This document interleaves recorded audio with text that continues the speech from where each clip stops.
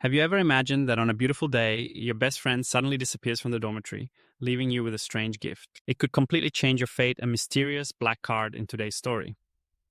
We will follow Trung Wintang, a guy afflicted by a strange illness. It gives his brain an incredible ability to analyze and remember.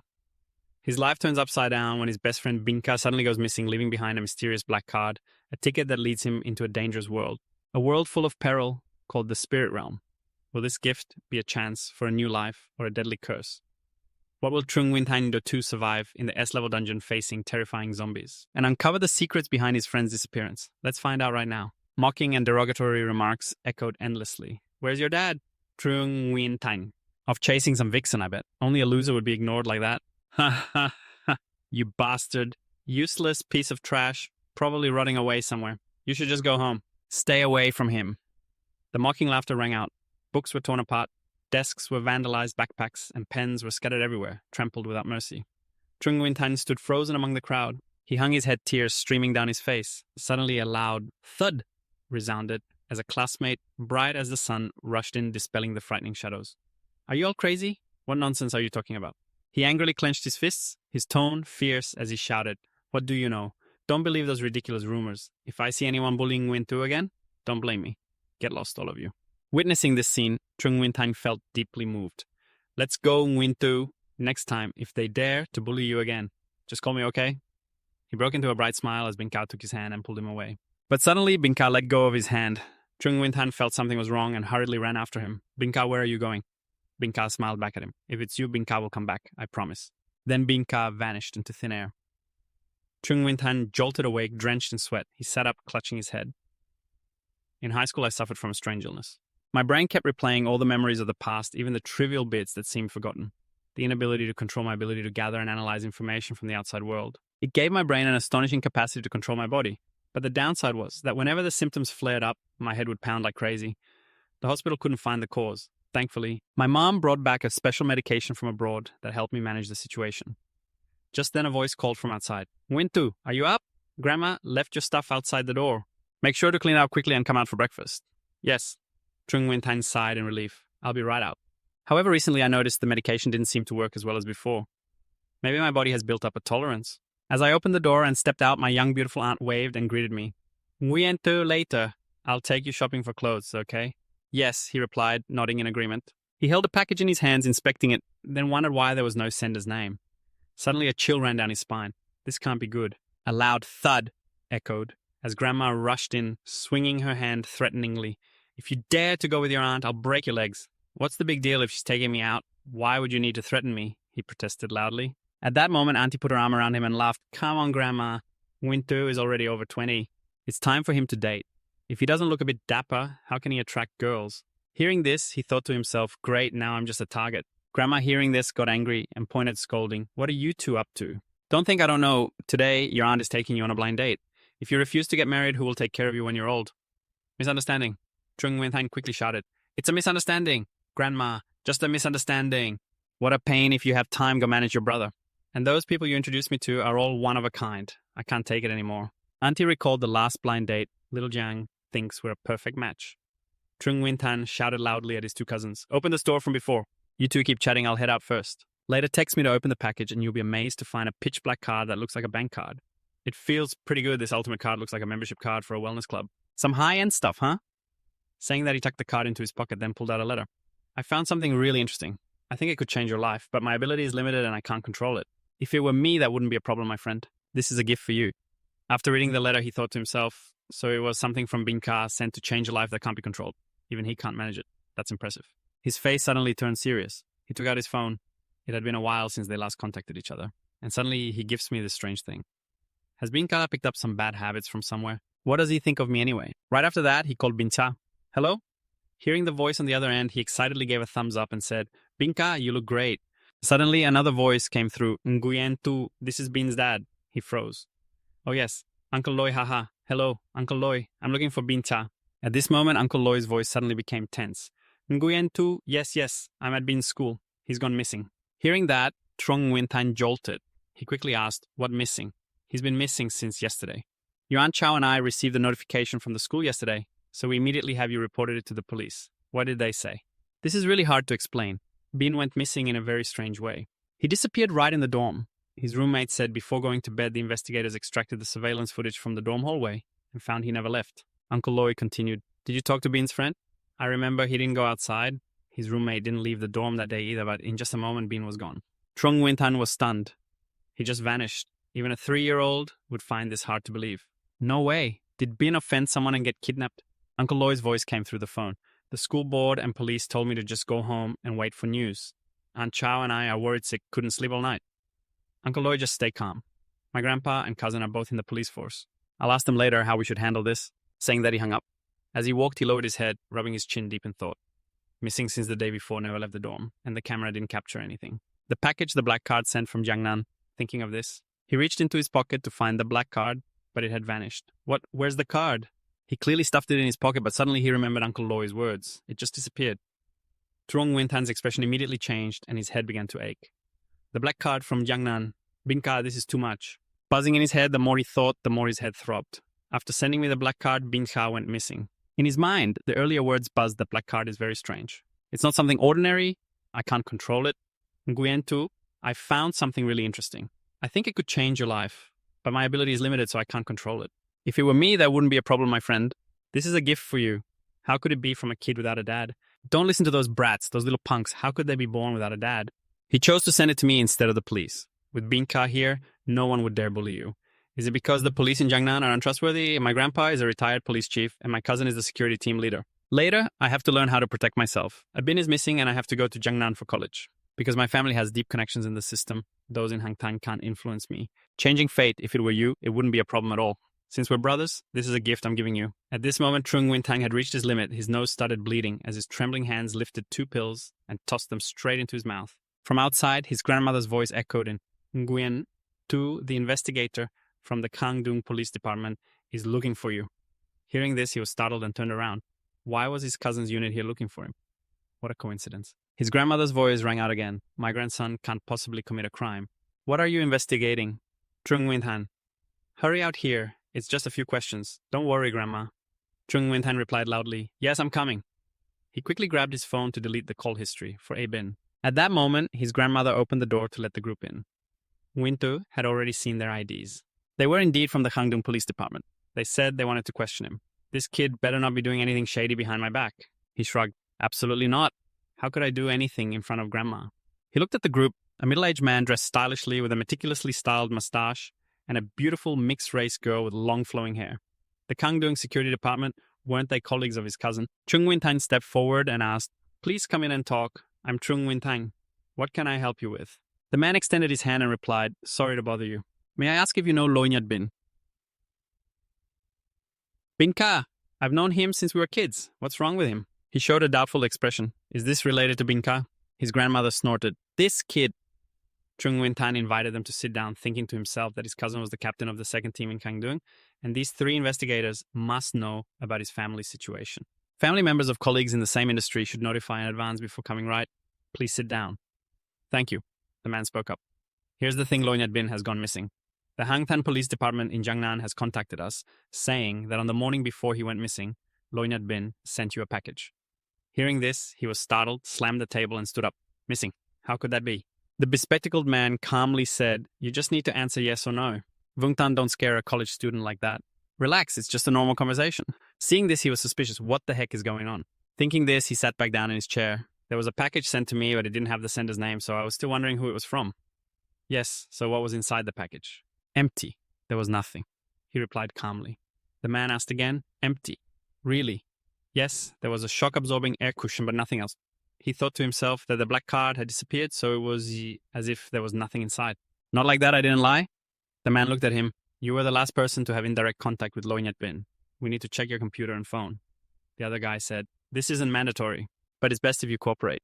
Trung Wintan thought for a moment and replied, Sure. I also want to prove my innocence. Hearing this, the man turned to the girl, signaling her to put on gloves. Please let me borrow your phone. Thank you for your cooperation, she said.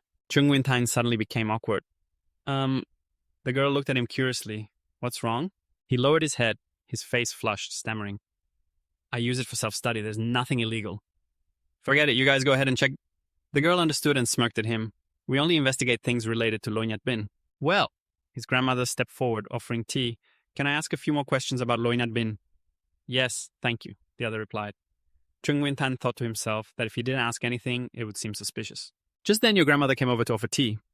I could ask a few more questions about the situation with Loinat Bin, right? Thank you, ma'am, the other person replied. Chung Win-tan thought to himself that if he didn't ask anything, it might seem suspicious.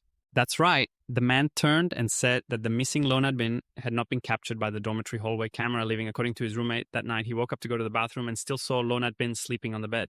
Yes, after that, he was never seen again, and there was no contact for 24 hours. The advisor reported to the school, and the school informed the police. If you want to know more details, you should contact the local police. Hearing this, Truong Nguyen Tan narrowed his eyes. This information was nothing new. Just like what Uncle Loy said, there was no progress at the police station either. Perhaps this person didn't want to tell the truth to me. The man took a sip of tea. If you have any clues, please report them to us immediately. You must not hide anything. Otherwise, the next missing person could be you. Saying that he squinted at Truong Nguyen Tan. You are threatening me. What does he mean? Thank you for the reminder. Suddenly a voice rang out, catching his attention. All right, a girl said, taking off her gloves after finishing the check.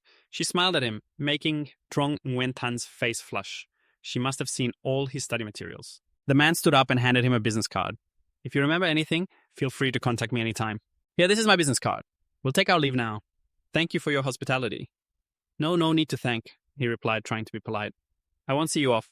If there's any news about Loinat Bin, please let me know. Definitely we'll take our leave. Yes. After closing the door, his grandmother worriedly asked, why is it that the boy Bin suddenly went missing like this? I need to visit his mother. He held his head. Yes, Grandma, I have a headache.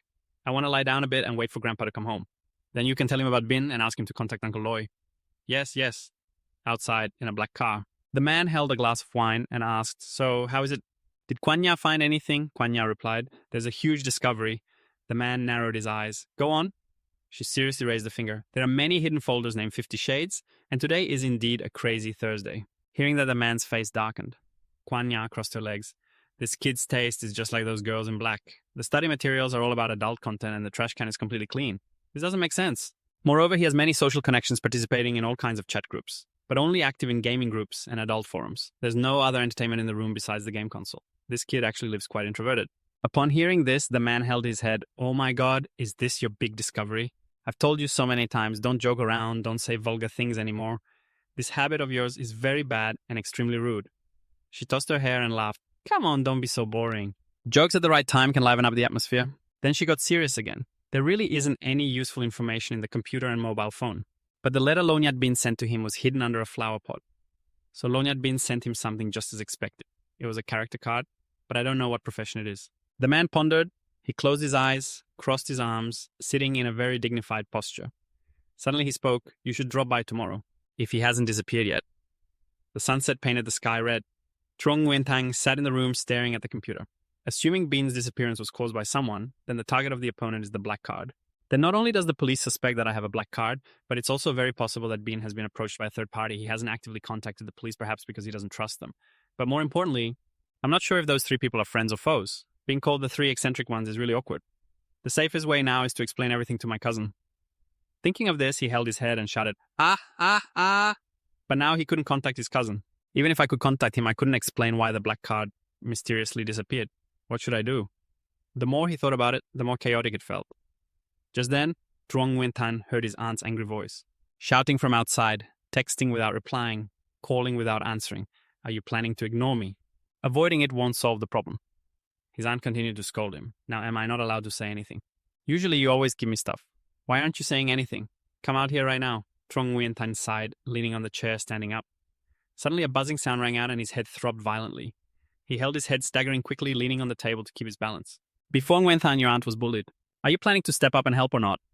He held his head, panting, thinking to himself, why is my head both painful and hot like this? While holding his head, he accidentally touched something. Grandma came over and loudly told his aunt that the boy said he had a headache this afternoon, so he was going to bed early. Don't disturb him. Let him rest. Come here and tell me how your blind date went. Did you like him? Aunt waved her hand and replied, it's okay. The salary isn't thousand. He has a car and a house. But I don't like someone who makes too much money. Hearing that, Grandma looked displeased. In the room, Truong Nguyen Tan trembled as he looked at himself in the mirror. A strange black hole appeared in the middle of his forehead. What the heck is this? He panicked as he realized that beneath the black hole there was a progress bar that had already reached 90%. Wait a minute. Isn't this the black moon face on the card? If this progress bar reaches 100%, what will happen? He stared at the black hole, bombarding himself with questions. At that moment, the progress bar increased to 92. Yes, Chung Wintan tried to piece everything together. So the black card didn't disappear. It somehow infiltrated his body and turned into a mark on his forehead in accordance with the song's lyrics. This is a gift that could change my life. It seems my previous guesses were correct. Someone is eyeing this card. The song was afraid that person would find it, so he sent it to me, and then he disappeared. Just as he finished thinking, he looked back and was startled. Wow, it's already at 99. Suddenly a chime rang out and a system panel appeared stating that the character card had completed its reboot. Please name your character. Race human, profession Nightwalker, level none. Skills none. No experience points, %, 4 moral points 60. Initial value. Please do not let your moral points drop below 60. In the past, you might not have had a choice, but now please be a good person. Chung Wintan stared blankly at the system panel in front of him. This is just like the kind of system you often see in web novels. Another system panel appeared with a message, please name your character immediately. Right after that, a phantom pen appeared beside him. Chung Wintan picked up the pen and thought to himself, the artificial intelligence is too low, it can't communicate. He sighed, thinking he was about to gain some powerful golden hand or something. He wrote his name, Chung Wintang, and immediately the system panel turned red, emitting a warning. Please do not use your real name. I can't use my real name. He pondered for a moment, then picked up the pen and wrote on the system panel. How about this? Ding He named himself Kong Win Tui Tin Ton.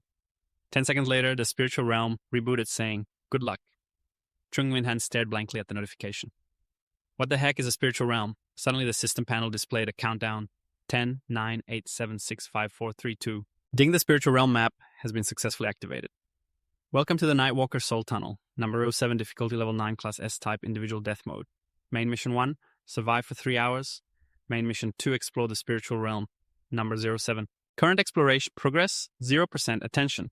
You're not allowed to bring in items unrelated to the spiritual realm. Chung Wintan slowly opened his eyes, looked down at his hands, clenched them, then opened them. Everything seemed normal. Then he looked around full of suspicion.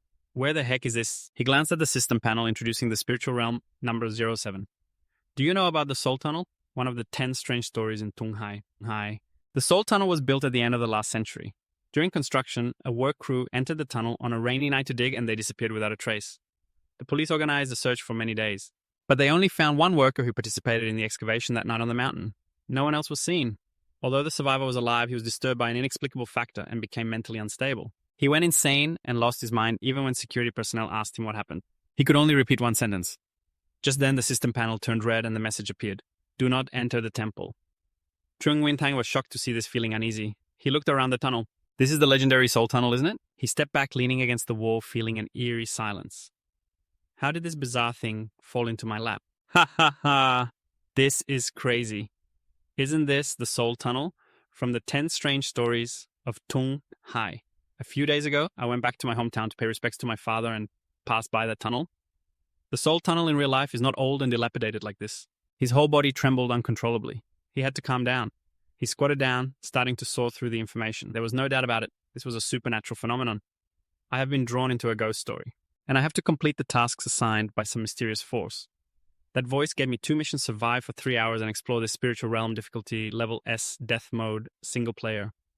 Chung Wintang took a deep breath. Surviving for 3 hours hints at a deadly danger, and exploring the spirit realm. Doesn't that mean exploring this tunnel? So this tunnel is filled with dangers. Thinking about it, he sighed and closed his eyes. After all, this is a mission and there will surely be a worthy reward upon completion. He checked his job attributes and saw he was a Nightwalker. The level is still 0, which means becoming a Nightwalker is one of the rewards. But what the heck is a Nightwalker in Legends? Is there really a god like that? Binka wasn't wrong. This black card could indeed change my life, but I overlooked the latter part of what he said. This thing is hard to control, implying a dangerous level in the spirit realm, and the death mode doesn't sound appealing at all. Just then, the lights in the tunnel flickered on and off. A chilling breeze swept through. Zhang Yuanchang turned around and vaguely saw a figure in a miner's helmet standing under the light. Oh no, it can't be! The figure moved closer. Its dry, peeling skin was covered in a tattered worker's outfit. It looked up, revealing a bloodied, mushy face with hollow eye sockets. Not just one, but a whole group of zombies were staggering towards him. Zhang Yuanchang was terrified at the sight. His face turned pale as he immediately turned to run for his life.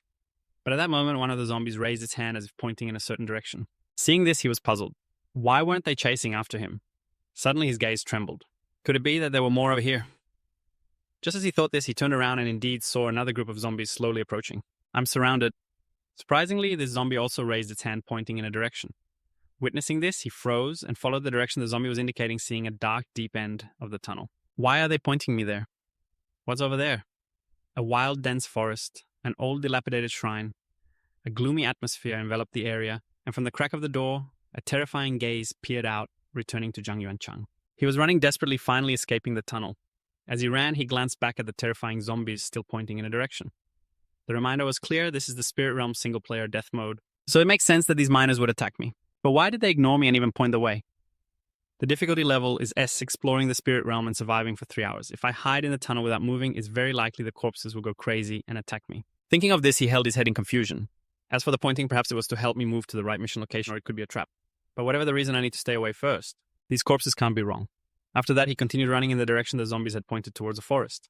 He observed his surroundings and thought, it's too quiet here. At this time of year, there shouldn't be a lack of insect sounds in the mountains. The moonlight was like silver armor surrounding the stillness. At the end of the winding mountain path, a house appeared in his sight. As soon as he stepped onto the tiled floor, an uneasy feeling surged in his head. Ahead was a spiderweb-filled tree stump. An old, worn-out lantern lay on the ground, leaving only the bamboo frame. His gaze was fixed on the door. This is a shrine. Immediately, Zhang Yuanchang's face turned pale. Wait, a shrine? He recalled the system's warning. Do not enter the shrine according to that strange reminder. I'm not allowed to enter the shrine, but I've already gone through the tunnel. So that means what I need to explore is this dilapidated ancient shrine. Did those miners want me to go inside? As he thought this, he looked around and felt something was very wrong.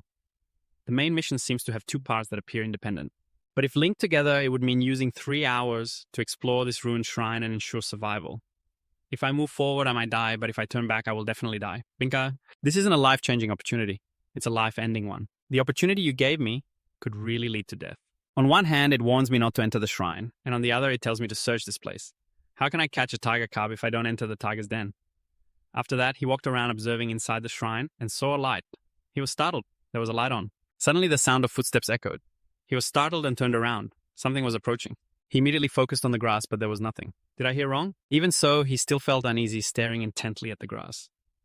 Normally, the first step to seeing a ghost is hearing the illusion of footsteps. Clack, clack, clack, clack.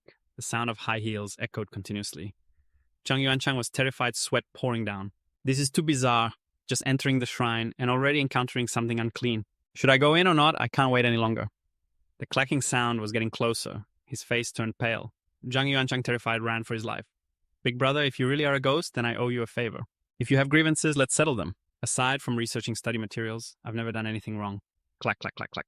The footsteps were about to catch up. His face turned pale as Zhang Yuanchang screamed. You jumped up and crashed straight into the temple door, which swung open, sending you tumbling inside, landing awkwardly on the ground. Instantly, you turned your head back to look, but saw nothing at all. The outside was eerily silent, not a sound to be heard. Zheng Wintang felt a sense of doubt. Even the footsteps had vanished. You reached out to close the temple door, letting out a sigh of relief. At least for now, you were safe, right? The warm light from the candles illuminated the space, and it was only then that Trung Wintang noticed the statues behind him, turning curiously to take a look. He saw 2 celestial statues standing guard on either side of him, giving him the feeling that they were staring right at him. Then his gaze fell on the statue of the goddess in the center. The closer he looked, the larger it seemed, making him feel even more intimidated. Every detail of the statue was intricately carved lifelike, especially the eyes, which under the flickering candlelight seemed to bore into Trung Wintang. Suddenly his gaze fixed on something. It seemed the goddess was holding something in her hand. Could this be a clue? But he shifted his attention to the nearby stone tablet, hoping to find information about this temple. The tablet bore the inscription, "This mountain is called Badao Sun." The deity worshipped in the temple is the goddess of Badao Sun, who was a renowned figure from the early Ming dynasty, famous in the realm of mysticism, for her skills in charms and alchemy, capable of summoning rain and wind. Revered by the people, the temple was built during the early Ming period, meaning it has existed for about 600 years now. Suddenly a vague thought struck him, making him jump. He quickly turned back. This temple was clearly abandoned, so who had lit the incense and candles? Just thinking about it sent chills down his spine. Unexpectedly, he spotted something glimmering in the light. A part of a worker's corpse appeared before him. Trung Wintang pondered, could this be the body of someone from the construction team? Was this so-called spiritual realm truly created? Based on strange stories, it might have existed long before. If this place had indeed been around, it meant that the construction team and he had inadvertently wandered in giving rise to urban legends, regardless of whether the spiritual realm came before or after. His current situation was extremely dangerous, but to survive, he needed to find more clues. With that thought, he shut his eyes tightly.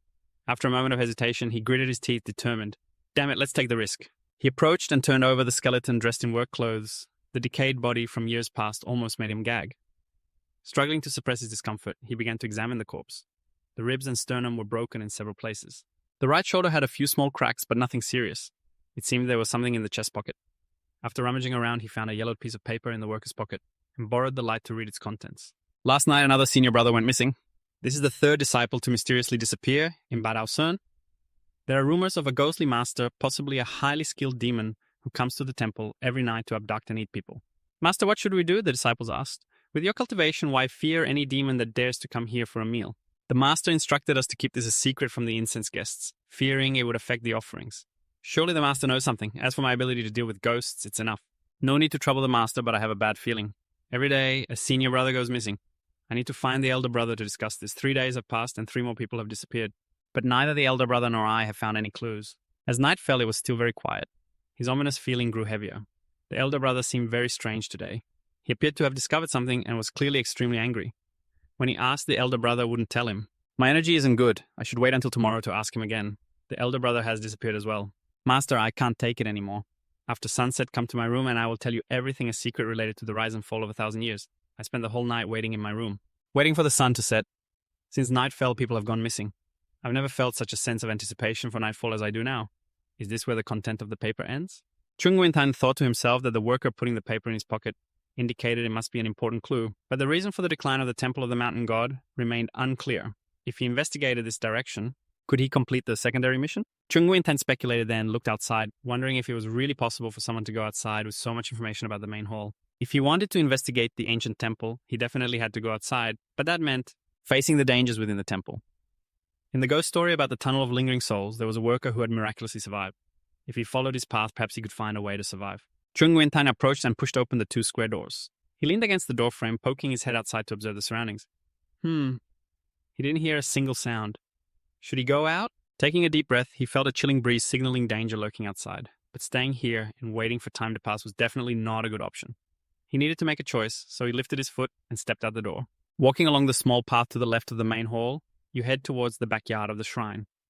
The moonlight shines brightly on the overgrown weeds. After about 2 minutes, you see a structure ahead, which consists of several connected houses. They form a large courtyard under the bright moon. You take a look around the courtyard, and besides the courtyard to the east, there's an arched door. As you approach, you discover several corpses dressed in work clothes. Lying scattered in the yard from the tunnel to here, you see construction teams everywhere. Familiar sights no longer scare you.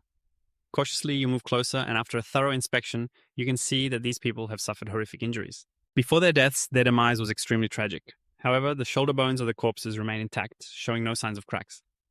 Suddenly, amidst the rustling wind, a small voice rises, sounding both sorrowful and pleading. Help! Help someone save me. Zhang Yuanqing freezes in place for a moment, then stands up and looks back. Why isn't anyone saving me? Help you help. Witnessing this scene, you just want to scream, what the hell is behind that arched door? Just thinking about stepping in makes you feel like you're facing deadly danger. This time I can hear it clearly. There really is someone calling for help. Damn it, don't shout anymore. I'm the one who needs saving. You cover your face silently, calling out to Bingtia. If you survive this, I promise to send all your study materials to Uncle Loy so your dad knows how eager I am to learn. You take a deep breath and step onto the overgrown grass, cautiously exploring each room until you push open the square wooden door. Inside the abandoned room, a corpse leans against the wall in a strange position. Zhang Yuanqing can't help but sigh. This place is filled with bones everywhere. You move closer and lift the corpse's clothing to check. Only the corpse in this house and the one in the main hall has a broken shoulder bone. Could this just be a coincidence? Suddenly you notice the pants pocket of the corpse is bulging, indicating something is inside. You reach in and pull out a yellowed book, a grimy bronze mirror, and a talisman with twisted red ink patterns. It looks very much like traditional Chinese characters. While examining the yellow talisman, a system notification suddenly appears. Item detected spirit, suppressing talisman, consumable, item function, suppressing spirits. The description states that this talisman is crafted by a powerful Nightwalker god and is a nemesis to all ghostly entities. It is used to seal spirits by sticking it on their foreheads. Note, can only be used once. Looking at the talisman in your hand, you think that there are no clues on the bronze mirror or the ancient book. Only this yellow talisman seems important. It must be the key item. Then you pick up the book to see what it says. It reports, entered the shrine for 2.5 years. I have learned to read and write. Senior brother says to wait for master to guide the souls back. I will officially be introduced to the practice of moon-gathering soul nurturing technique. This is the entry-level method to become a Nightwalker god. The strongest master in the Nightwalker lineage is my father, so I must descend the mountain to guide the souls. If not, the war will not end, and the ghostly calamity will rise again, causing more suffering for the people. Zhang Yuanqing feels a slight ache in his shoulder. This is a diary. These notes are only about cultivation and experiences in the shrine. This corpse is similar to the one in the main hall. From the rebellion against the young king, it can be inferred that this is during the campaign of Jingnan, but the Nightwalker god seems to not be part of real historical events. Stretching his shoulder a bit, you begin to read the travelogue intently. As the sun sets, it finally gets dark. You hear a knock at the door and excitedly open it. The person standing outside is not your master, but your missing senior brother from last night. He has been gone for a day and a night and has returned, but you don't feel happy, because he's already dead. And what returned is just a corpse, his chest covered in blood. It seems someone has ripped his heart out. Senior brother looks straight into your eyes and says, "Don't trust the master." Zhang Yuan King flips to the next page. He discovers it has been torn out. What does "don't trust the master" mean? Suddenly a chill runs down your spine. Why does it feel so eerie here? You shouldn't stay long. Zhang Yuan King reaches for the bronze mirror intending to leave, but out of the corner of his eye, he accidentally glances into the mirror. His body suddenly stiffens. The moonlight reflects off the mirror. In the bronze mirror, his image appears, but on his back there is a shadow lying face down. A cold chill rises from his tailbone to the top of his head. Zhang Yuan King jumps up like a startled cat. "Oh my god, that's right, I have the talisman." Zhang Yuan King hurriedly uses the talisman as a last resort, immediately sticking it on the shoulder of the Amitabha Buddha. Yes, hallelujah. May all wishes come true, just like this year. The evergreen mountain, 6 waters flowing. After sticking it on, you clasp your hands and sit down. "Big brother, I was wrong." "I was really wrong. Brother Huangfu, please have some effect." You tremble as you lift the bronze mirror, carefully checking the shadow still lying motionless on your back. It has no effect at all. This thing is not a ghostly entity. Now my shoulder hurts even more and my limbs are getting cold. Damn it. This guy is using yang energy to supplement yin energy. What has given me the courage to leave the main hall and explore outside? What the hell is this guy doing to give me the courage to leave the main hall and explore outside? Can you imagine the scene a moment later when the two seniors put their arms around you and said, "Welcome to our world, brother, it's a lifesaver, especially with how the youth today seem to love suicide." Not bad at all, really. Suddenly, in this moment of tension, footsteps echoed in the hallway outside. Zhang Yuan King knelt down, banging his head in frustration. Just when one wave settles, another crashes in. Still those footsteps. They chased me before I entered the main hall. So why are they still after me now? You raised your head, your face serious. Many spirits can't suppress the body. If they kill me, just wait until I turn into a ghost. Then the ones who should be ashamed are definitely them. The footsteps grew closer, and you couldn't help but peek out the window. Under the moonlight amidst the wild grass, a pair of brand new red shoes in Western style danced in the darkness. The moonlit night at the abandoned temple, those red shoes dancing alone. Just looking at this scene felt surreal and eerie, yet it also carried an indescribable loneliness. Zhang Yuan King covered his mouth sobbing at the ancient temple on the mountain from the Ming dynasty. Combined with those bright red dancing shoes, what could be stranger? You fell silent, cautiously observing, waiting until the sound of the shoes faded before daring to breathe a sigh of relief. Your body felt heavy as Zhang Yuan King trembled, lifting the mirror to check. Sure enough, the vengeful spirit still clung to me. Is there any way to escape? My shoulder hurts so much it feels like it's about to tear apart. A scene shifted as Zhang Yuan King collapsed to the ground. He struggled to crawl toward the main hall, the vengeful spirit on his back growing heavier. He had never felt a minute last so long before he staggered and pushed open the main hall door. Thud, he fell to the ground and immediately his shoulders felt light and cold, numb and stiff. All the bad feelings faded away. Indeed, he had guessed right, the main hall was a safe place. He sat up, rubbing his shoulders as the pain gradually eased. Thinking back, it was either the red shoes or the vengeful spirit sucking my essence. Luckily, I managed to escape back here. If both had attacked at the same time, I would have definitely been done for. That was dangerous. Immediately, he jumped up and slammed the door shut. The first rule of a horror game is to close the door. The most terrifying source of horror in this ancient temple must not be left open. There's only the vengeful spirit and those dancing shoes, but also the ancient banyan tree in the backyard. It's unusually strange. If I have to go outside again, I must prepare myself mentally. While he hesitated, the system board appeared showing the main mission survived for 3 hours, complete the main mission, to explore the spirit realm, progress 20. Primordial Heavenly Sovereign congratulates you on completing the main mission. Here's your reward currently being calculated. Zhang Yuan King was surprised. Was mission 1 really already finished? The item received is the spirit repelling talisman, which can open the item storage to check. Experience points received 15%. The storage has been unlocked. You will have 36 hours of rest. The countdown to the next opening of the spirit realm is a 7:09. 36 hours. Now the scenery in the main hall began to distort like rippling water. When everything returned to clarity, before him was the familiar room. Am I back? He looked around in confusion. It really was his room. His knees buckled and he fell onto the soft bed. Finally, he survived and returned. Taking a deep breath, the air here was so sweet. He hurriedly rummaged through his pockets. Where did the spirit-repelling talisman go? Just as Zhang Yuan King thought about retrieving the item, the system board appeared. It turned out that just thinking about retrieving an item would automatically open the storage. This function seemed to have become instinctive, needing no guidance. I instinctively know how to use it, just like in a game, but my current level is not enough. So that means I'm still not a spirit wanderer. That won't do. I definitely need to report this to my cousin. He just picked up his phone, but then remembered his uncle's warning. If there's any clue, he must report it to them and absolutely not hide it. If he reported this strange matter to the police, they would probably just think he was sleepwalking or mentally ill. The case of the missing person could very well be related to the spirit realm. That man also said I might disappear. He picked up the business card, Li Dongjae. Yes, thinking back, maybe he hinted that I would also step into the spirit realm. It's very likely that the three of them are the ones who specialize in solving similar cases. The beeping sound rang out, and a few seconds later the other end picked up. Who is it, Investigator Li? It's me, Zhang Yuanqing. You've returned from the spirit realm. Indeed, he knew. Congratulations, you've become a spirit realm practitioner. The voice on the other end, Li Dongjae, continued. That's what we call people like us. I'm also a spirit realm practitioner. But the difference is I'm the official one while you're just a wild one. Right now I can't tell you what the spirit realm is. If you want to learn about it, make your choice. His eyes narrowed and his tone became serious. The government has two attitudes towards the spirit realm. One is to recruit and nurture, and the other is to monitor and control. If you choose the first option, you'll join us and become an official spirit realm practitioner of the government. For the second option, you'll be a free practitioner. You just need to register your information with us and promise not to use your abilities for illegal activities. We won't interfere, but of course you won't receive any support from the government.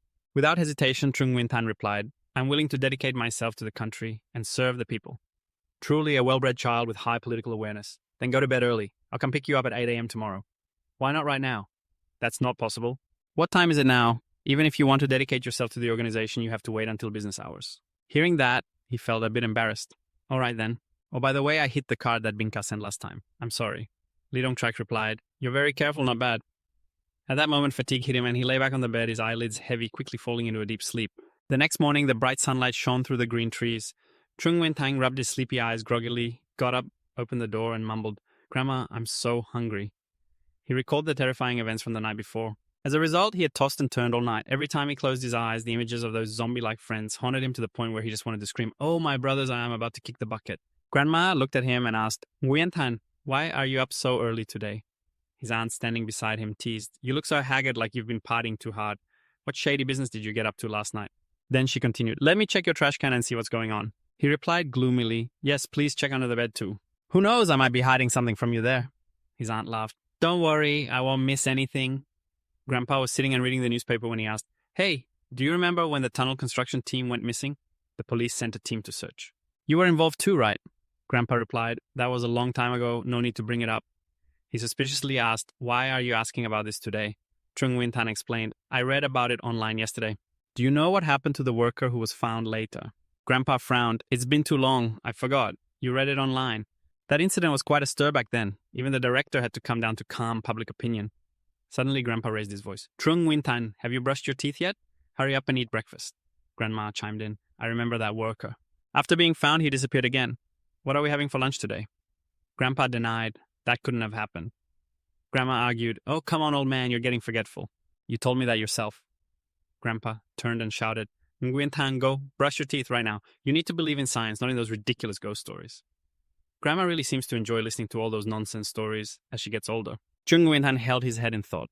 Disappeared again, so that survivor entered the spirit realm once more after 36 hours, but this time they couldn't escape. While brushing his teeth, he thought about the absurdly high mortality rate at the Suntan Temple. The second main mission would definitely be even more dangerous. To survive relying on the organization is the best option. He placed his toothbrush in the cup and immediately grabbed his backpack, rushing out of the house. He called out, Grandpa, Grandma, I have to go. Grandma shouted after him, Eat breakfast first? He replied, I can't wait. Grandpa watched his grandson leave with a pensive expression. Downstairs, a black MPV was parked. As he reached the door, the car door suddenly opened automatically, and Lee Dong-trak's voice rang out, Get in, kid. Hearing that, he quickly looked around and scampered over. After he settled into the car, the door closed. Lee Dong-trak asked, Do you want something to drink? He replied, A can of Coke, please. Hearing that, Lee Dong-trak said, Then you'll have to go buy it yourself at the supermarket. He thought to himself, What kind of organization is this so stingy? Lee Dong-trak took a sip of alcohol and said, I'll take you to complete the enrollment procedures and also for basic training. First, let me introduce myself. I'm Lee Dong-trak, a level 3 spirit realm practitioner from the Tunghai branch of the Alliance, team leader of the 2nd Squad in Kangdung District. Professionally, we will be colleagues. Lee Dong-trak continued. The spirit realm is a natural ability that science currently cannot explain. Although we've tried to analyze and understand it, we still can't grasp its essence. The spirit realm exists parallel to reality, but is completely separate. Only those chosen can enter the spirit realm. And the way to be chosen is this card. That's right, it's called the character card. The person who receives the card will have to complete a trial mission. If you pass the challenge, you'll receive a corresponding profession. And the way to choose is this card. Yes, it's called a character card. The person who receives the card will have to complete a trial mission, and if they pass the challenge, they will receive a corresponding profession.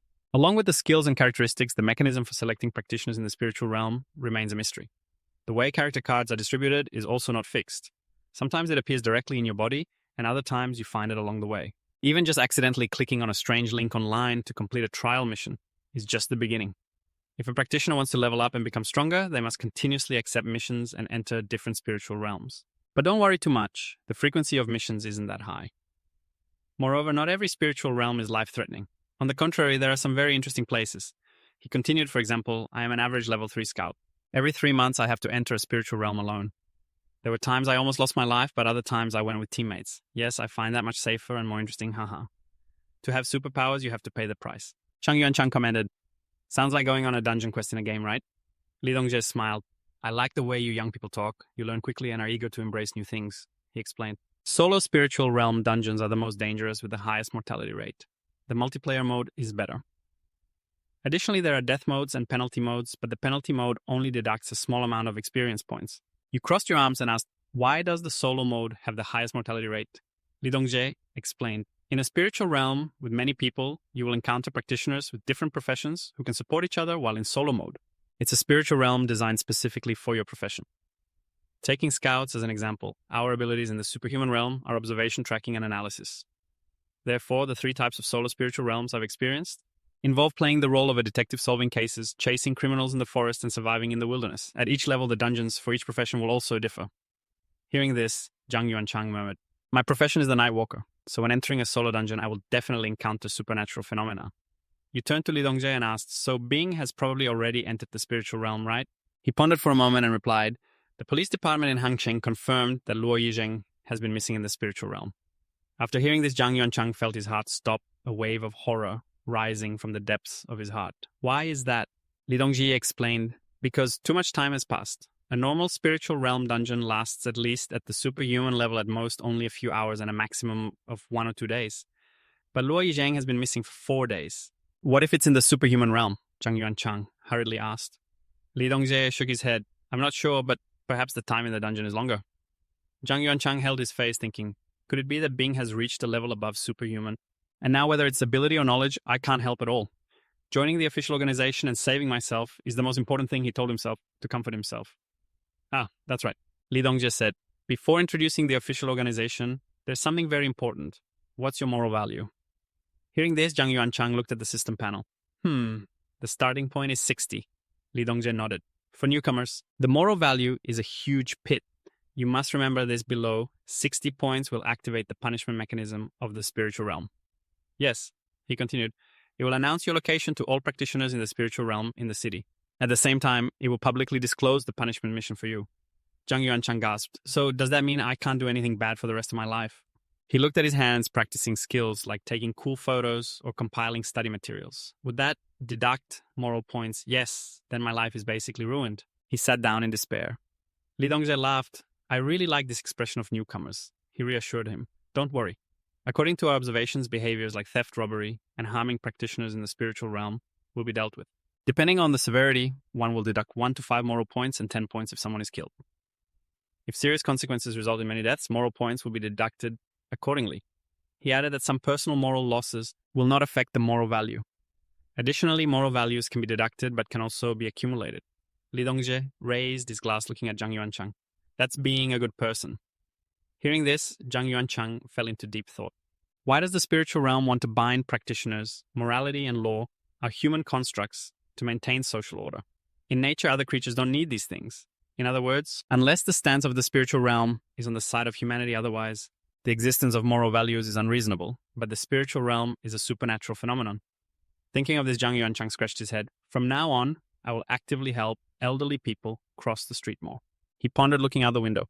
Investigator Lee didn't explain why moral values exist, but he probably didn't know clearly, and perhaps the government doesn't know much about it either. Suddenly, the car stopped and Li Dongjie's voice rang out. We've arrived. Get out of the car, and continued talking. As he stepped out of the car, Zhang Yuanchang silently wondered, is helping sisters in difficult circumstances considered immoral or illegal? Li Dongjie walked ahead and continued, accumulating moral points is as easy as losing points. Just do good deeds. But in reality, many practitioners in the spiritual realm from evil organizations actually love doing charity and donations. This is the fastest way to accumulate moral points. Just have enough money, he continued. You can kill without any worries, isn't that ironic? You will never know what those charitable people are really like. He emphasized, and what's even more ironic is that a human life can be measured in money. That's just how it is, and the same goes for the spirit realm. Moreover, killing between practitioners in the spirit realm will not deduct moral points, Li Dongje continued. Next, we will talk about the government organization that we belong to. It's called the Alliance of Five Powers, formed by five major forces: the 100 Flower Society, the White Tiger Legion, the Crimson Fire Gang, the Water God, Palace, and the Central Court. He explained that these five major forces represent five main professions: wood spirits, scouts, fire, mages, water demons, and earth monsters. Zhang Yuancheng curiously wondered why the government organization sounded like a bunch of demons and monsters. Li Dongje said that besides the Alliance of Five Powers, there are other organizations backing the government. When I get back, I'll arrange the documents and send them to you. The Alliance of Five Powers was established nearly 2 years ago. Before that, each side was independent, and the relationships were not very harmonious. This relates to the five powers of mutual generation and mutual restraint, as well as the differences in living habits among different professions. He gave an example by mentioning the wood spirits of the 100 Flower Society, saying they are a group of extreme environmentalists and core members of the Animal Protection Association. Even the gods can't be as unreasonable as they are. Every time I see the sickly faces of those animal protectors, I just want to kick them with my shoes, he continued. There's also the Central Court that holds real estate, and the Water God Palace is just as unreasonable, raising bacteria for what. The more he talked, the angrier Li Dongje became, continuously cursing. Zhang Yuanqing looked confused as he immediately turned around and pointed at himself, saying that only the scouts of the White Tiger Legion. We are the wise, calm, and brave ones. It's truly a perfect profession, Zhang Yuanqing thought to himself, wondering if anyone from the other organizations would agree with his words. It sounds just like a game, right? Each profession has its own role. The Crimson Fire Gang is aggressive and likes to use force just like berserkers. The Water God Palace can control water, definitely a water mage, while the 100 Flower Society specializes in nurturing pets for healing. It's no different from a pastor and a summoner. The people of the Central Court are like walls of steel. Zhang Yuanqing couldn't help but tease back, asking if the scouts in your game are the type that can control prices of 75 gold. Li Dongzhe held onto his staff tightly, as if he wanted to explode. If I were a fire mage from the Crimson Fire Gang, I would have smashed your head by now. All right, I'm sorry, Zhang Yuanqing quickly apologized. He continued, after surpassing the extraordinary stage, scouts will have extremely strong personal combat abilities. This profession is not just talk. After all, among the mainstream professions, the Nightwalker is still recognized as the strongest. And the mainstream professions I'm talking about do not include any evil professions. Even we scouts have to admit that Nightwalkers are somewhat superior. Nightwalkers are that strong. They can take on 10 by themselves, right? Zhang Yuanqing thought to himself, and then asked if he could tell more about the Nightwalker profession. Li Dongzhe laughed, but also understood the young people's admiration for power. A Nightwalker, in the early stage of the extraordinary realm, can maximize their assassination abilities, unleashing astonishing power. Moreover, they can communicate with souls and control corpses. Their skills are diverse, and their combat power is extremely high. However, the number of Nightwalkers is very small, and currently there isn't a single one in the Tonghai branch because the Nightwalker trials in Tonghai are too rare. Plus, there's the Taiyi sect in the capital. They continuously recruit Nightwalkers from all over. Li Dongzhe secretly wished that just having one Nightwalker would be great. At this point, he remembered, oh, right, what's your profession? I hope you're not a fire mage. I really hate those reckless youngsters, he asked. Zhang Yuanqing awkwardly scratched his cheek and replied, I'm a Nightwalker. Li Dongzhe was taken aback, then straightened up, leaning forward with bright eyes staring at him. He grabbed Zhang Yuanqing's shoulder and asked rapidly, You're a Nightwalker? Yes, I am, Zhang Yuanqing replied. He was overjoyed, hugging him tightly. You're really a Nightwalker. I found a Nightwalker. This is so confusing. Every Nightwalker is a sought-after character. Spirit realm teams and even factions fight over them to the point of brawling just to get a Nightwalker. Oh my god. Did you know a young girl from the 100 Flower Society used her beauty to lure a Nightwalker from the Crimson Fire Gang into bed just to persuade him to switch sides and voluntarily join the 100 Flower Society, becoming a Giano 2 for them? Hooray! Little Nightwalker, come here. I actually found a Nightwalker. Li Dongzhe tried to contain his excitement and asked, Oh, right. Still don't know what your spirit realm is, right? Primordial Celestial Sovereign Zhang Yuanqing replied. Li Dongzhe was silent for a few seconds before awkwardly laughing. That name sounds a bit strange, but it's a bit awkward. Let me go handle the paperwork for you. A monthly salary of 20,000. Do the tasks, earn extra for overtime. And if you achieve merit, there's a bonus too. How does that sound? Hearing the salary, Zhang Yuanqing could only give a thumbs up. Good boss, good boss. Li Dongzhe introduced, this is a service staff for practitioners in the spirit realm like us. If you need anything in the future, just tell them. Zhang Yuancheng thought to himself. Just like a personal assistant, huh? Follow me, this is your workspace. Just sit on the sofa and wait for me, okay? I'll go prepare the contract for you. After saying that, he walked over to the computer and started typing something while Trung Wintan sat waiting. At that moment, a sexy dressed girl walked in from the dining area. Leaning against the door, she asked if I needed any help. Here, I have an ID for the spirit realm. I'm Kwanya, a level 2 spirit realm scout. I saw Trung Wintan blushing, remembering to bother her. Please hand me your phone. Thank you for your cooperation. That's just for self-study. It won't spread around. Depending on you, Miss Kwanya, when you see the girl, say she's right on time. I just finished printing the contract. You take our new colleague. I have something urgent to contact my superior. Kwanya signaled, okay. Looks like you've completed the trial mission, huh? Do you like the big sister? Trung Wintan's face turned bright red. Li Dongtrak said, Kwanya is really funny. You'll get used to it. But don't say anything silly in front of that new student. He's still very childish. The girl sat down on the sofa, teasingly looking at him, thinking that a college student would want to know more about the trial of the spirit realm. See? Isn't that right? The student nodded. Yes. Tell me more about it. The girl looked at Li Dongtrak. Captain Lai, what's so funny? You look like you're on cloud 9. She placed her hand on Trung Wintan's shoulder. Just ignore him. Fill out this form and give me your ID. If you don't have it, just report the number, okay? Yes, of course. Trung Wintan replied, Captain, you must have given him basic training already, right? The girl asked, Oh, a little bit, he replied. She leaned back. I have a few things to explain to you. Starting today, your old ID card will no longer be valid. The organization will issue you a new one. Within 3 days, they will give you the card. You can use it to buy high-speed train tickets, regular plane tickets, and use urban railway lines. As for the card for newcomers, I'll give it to you tomorrow. Trung Wintan was startled and asked, Why is that? When you set your name in the spirit realm, it will remind you not to use your real name. Is there a problem? There's a reason for this. The girl sat up straight, resting her chin on her hand, looking at him. We divide the professions in the spirit realm into 2 main types, orthodox and evil. Those who have evil professions often have violent, bloodthirsty, or cruel personalities. But they all share a common desire to hunt down those with orthodox professions in the spirit realm. Therefore, revealing your true identity is extremely dangerous, so Kwanya and Li Dongtrak aren't their real names. Guess what? We are a government organization. In normal situations, we are the hunters, and they are the prey. Miss Kwanya must be a great hunter, right? Hearing that, she leaned closer to him. You really know how to sweet talk, huh? Do you have a few girlfriends already? I'm still single, you know. Miss Kwanya looked surprised. Your trash can is too clean. I thought you already had a girlfriend. Trung Wintan's face darkened. Is there a special interest in the trash can from my aunt? Kwanya laughed, pointing at her phone. Do you need me to help you find a girlfriend online? No, I prefer to pursue on my own. Kwanya laughed, shaking all over. Ha ha ha, I like you already, kid. He replied, I like you too, Miss Kwanya. She paused, staring at him. I don't believe you're single. I swear if I'm lying, may I be hit by a car on the street. Just kidding.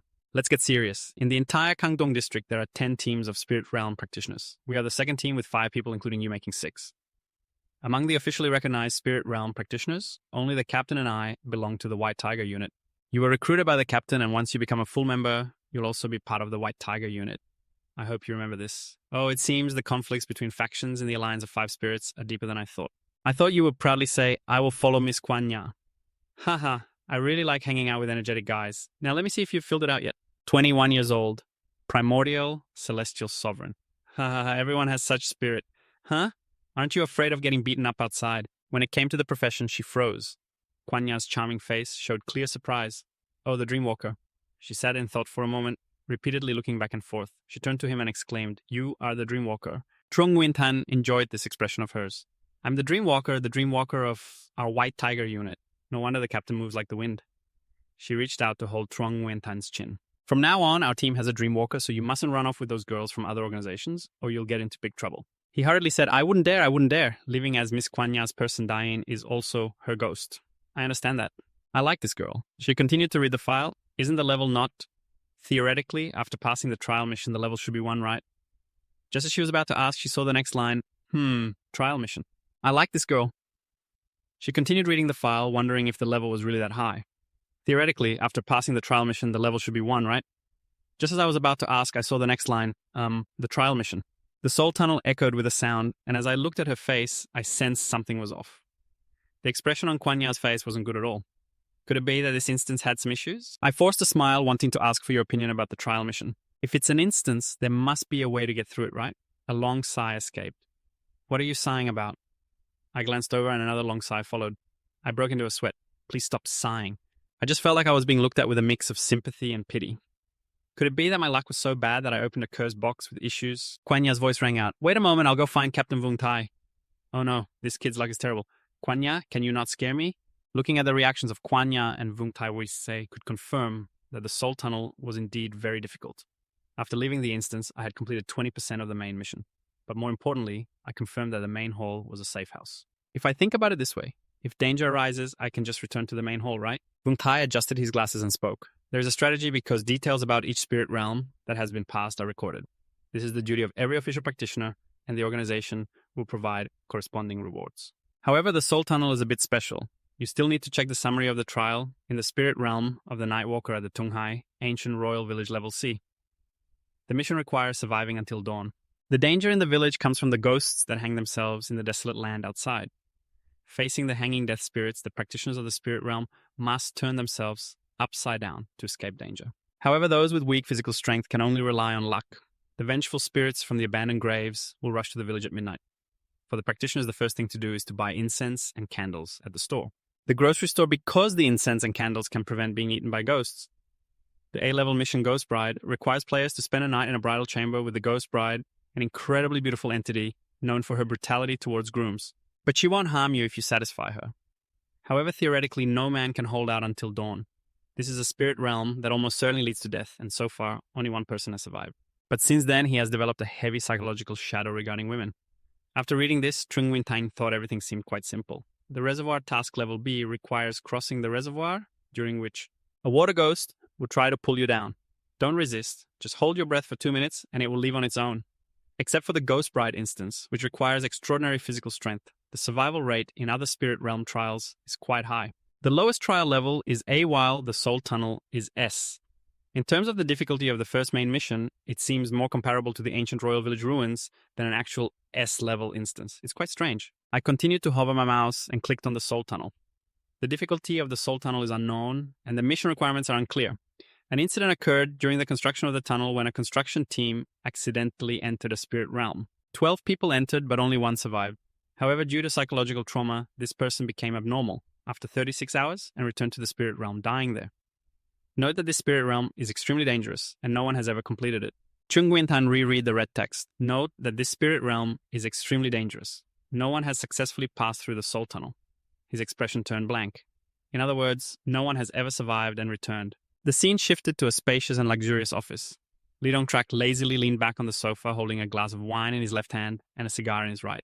The young captain who was newly appointed that year was eager to achieve results by nurturing a Nightwalker with a clean background. For him, it was like a timely rain during a drought, and for me, it also came at the right moment. Captain Buck, I just recruited a top-notch Nightwalker for our White Tiger unit. From now on, our team officially has a Nightwalker in the family. Li Dongtrak replied, "Well done. I will immediately report this up to acknowledge your great achievement. I can already envision the glorious future of the White Tiger unit."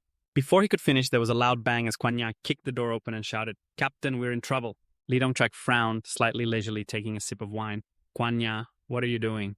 This kind of behavior completely ruins your image as a proper lady." Kwanya didn't bother to argue and got straight to the point. "Captain, the Spirit Realm trial that Trung Wintan just entered is the Soul Tunnel." Li Dongtrak spat out the sip of wine he had just taken, and his calm demeanor vanished. He scratched his head in frustration, standing up with a heavy voice. "The Soul Tunnel! Oh my god." He pointed at her. "You really are a fool, only knowing how to mess things up. Look at the disasters you've caused." Saying that, he hurriedly grabbed his three-legged cane and rushed out, running to the office where he found Trung Wintang staring blankly at the computer, looking like a lost soul. Upon seeing Li Dongtrak, the boy's face twisted and he asked, "Captain, is there still a path for me to be human?" Li Dongtrak let out a deep sigh, placing his hands on his hips in frustration as he approached and patted Trung Wintang on the shoulder. The Spirit Realm trial was the first solo instance and the starting point for every practitioner. But ironically, it was also the toughest challenge, and no one could help him. This was the test of the Spirit Realm, and it was the price to pay for extraordinary power. Trung Wintan nodded heavily. "Yes, sir. We'll report this to our superiors and hope they have some information or strategies regarding this cursed spirit tunnel in the data vault. Otherwise, even the gods would be helpless. Now write down everything you've experienced in detail," he instructed. "Just go home and wait for the results. We'll notify you right away." "Yes, sir." Then turning to Kwanya, he said, "Please escort Trung Wintang home." "Understood."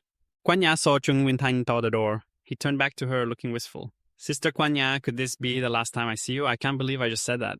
It seems I might really turn into a ghost haunting you." Kwanya chuckled. "Ha ha! Don't worry about it. I have no intention of staying single just because of you." She got into the car and Trung Wintang fell silent, carefully fastening his seatbelt, while she approached him like a child. "The team leader will do everything to save you, and all I can do is wish you good luck." Yes, he nodded. See you later, see you later. Trung Wintang sat in the car, his face deep in thought, clearly preoccupied with some plans.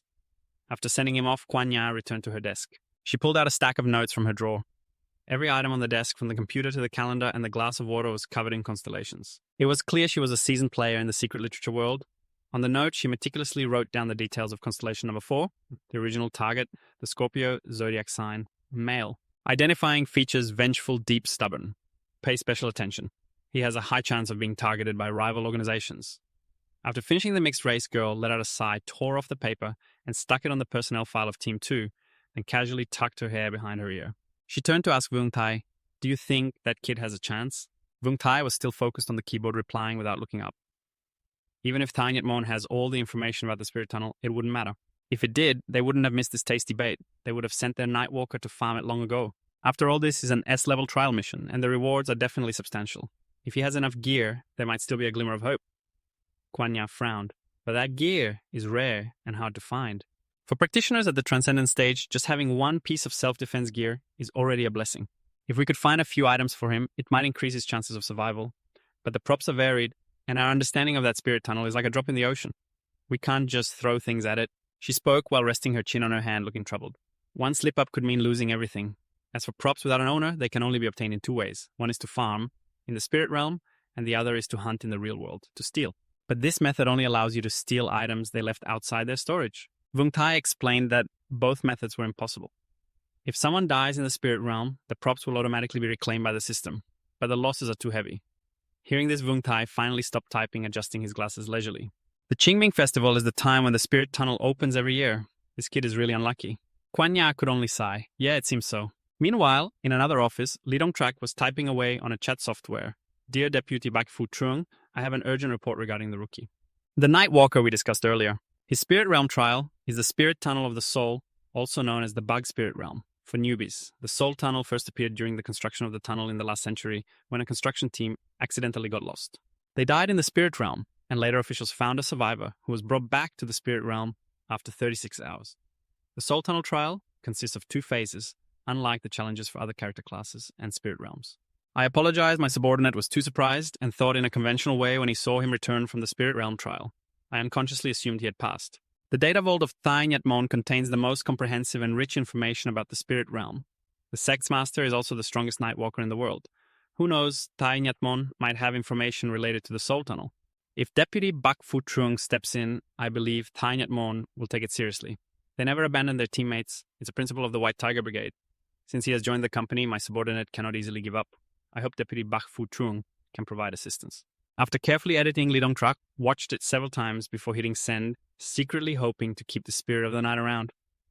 Grandma stared at the screen, letting out a sigh. Trung Wintang had just gotten home and entered the passcode. She opened the anti-theft door and said, Grandma's back. Then she looked at him and asked, Your cousin is here, right? He's eating in the dining room. Trung Wintang replied, feeling a bit down. Yes, ma'am. Grandma suspicious asked, Why do you look so dazed after being out for just a bit? Are you okay? I'm fine, Grandma, he said as he walked to the dining table. Hello, cousin. You're here? His cousin looked up and asked, Nguyentu, did you tell him to come find me?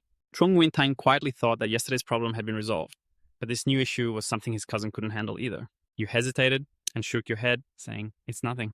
His cousin asked if it was about Loy Net Bin. I heard that Li Dongtrak personally visited you yesterday, he said, slowly eating his porridge while glancing at you. This means your case is anything but ordinary. Don't even mention it. Even I can't help you, Tiong Win Kwan.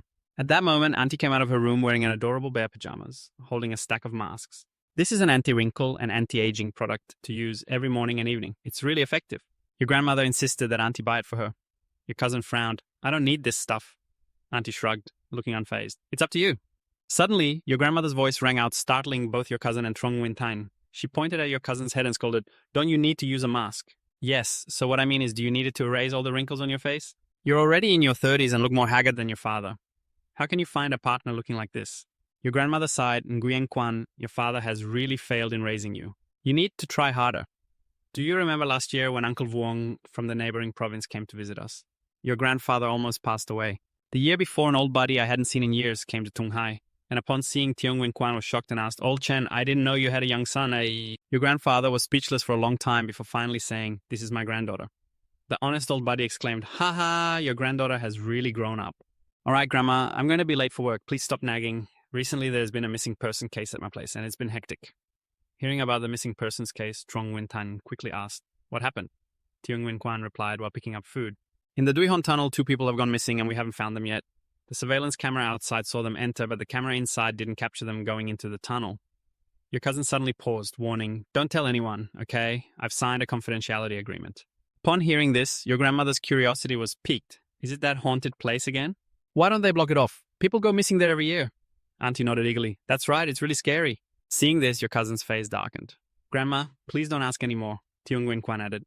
"I know Auntie loves this kind of stuff, but don't be so nosy. It's like accidentally wandering into a shrine." You mumbled, "These 2 are really unlucky. I wonder if they'll survive the next 3 hours." Ha. I don't know why, but I feel comforted knowing I'm not the only one in trouble.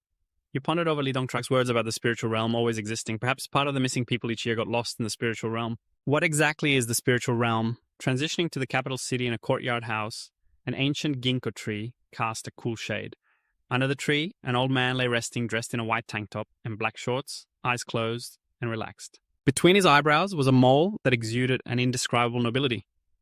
The elder received an email from the Fo family. A person dressed in black entered the courtyard to report.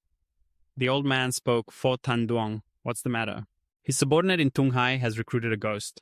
The Duthan spiritual realm trial is the Dui Hon tunnel, so I wanted to ask you for information related to the tunnel and seek your advice. The old man's hand, which was waving a fragrant fan, paused for a moment. After a few seconds, he suddenly said, "The Qingming festival just passed, and it's also when the Dui Hon tunnel opens. The closer we get to this time, the more people receive the ghost character cards. Unfortunately, no one has managed to pass through the Duihon tunnel yet, but the materials can be provided."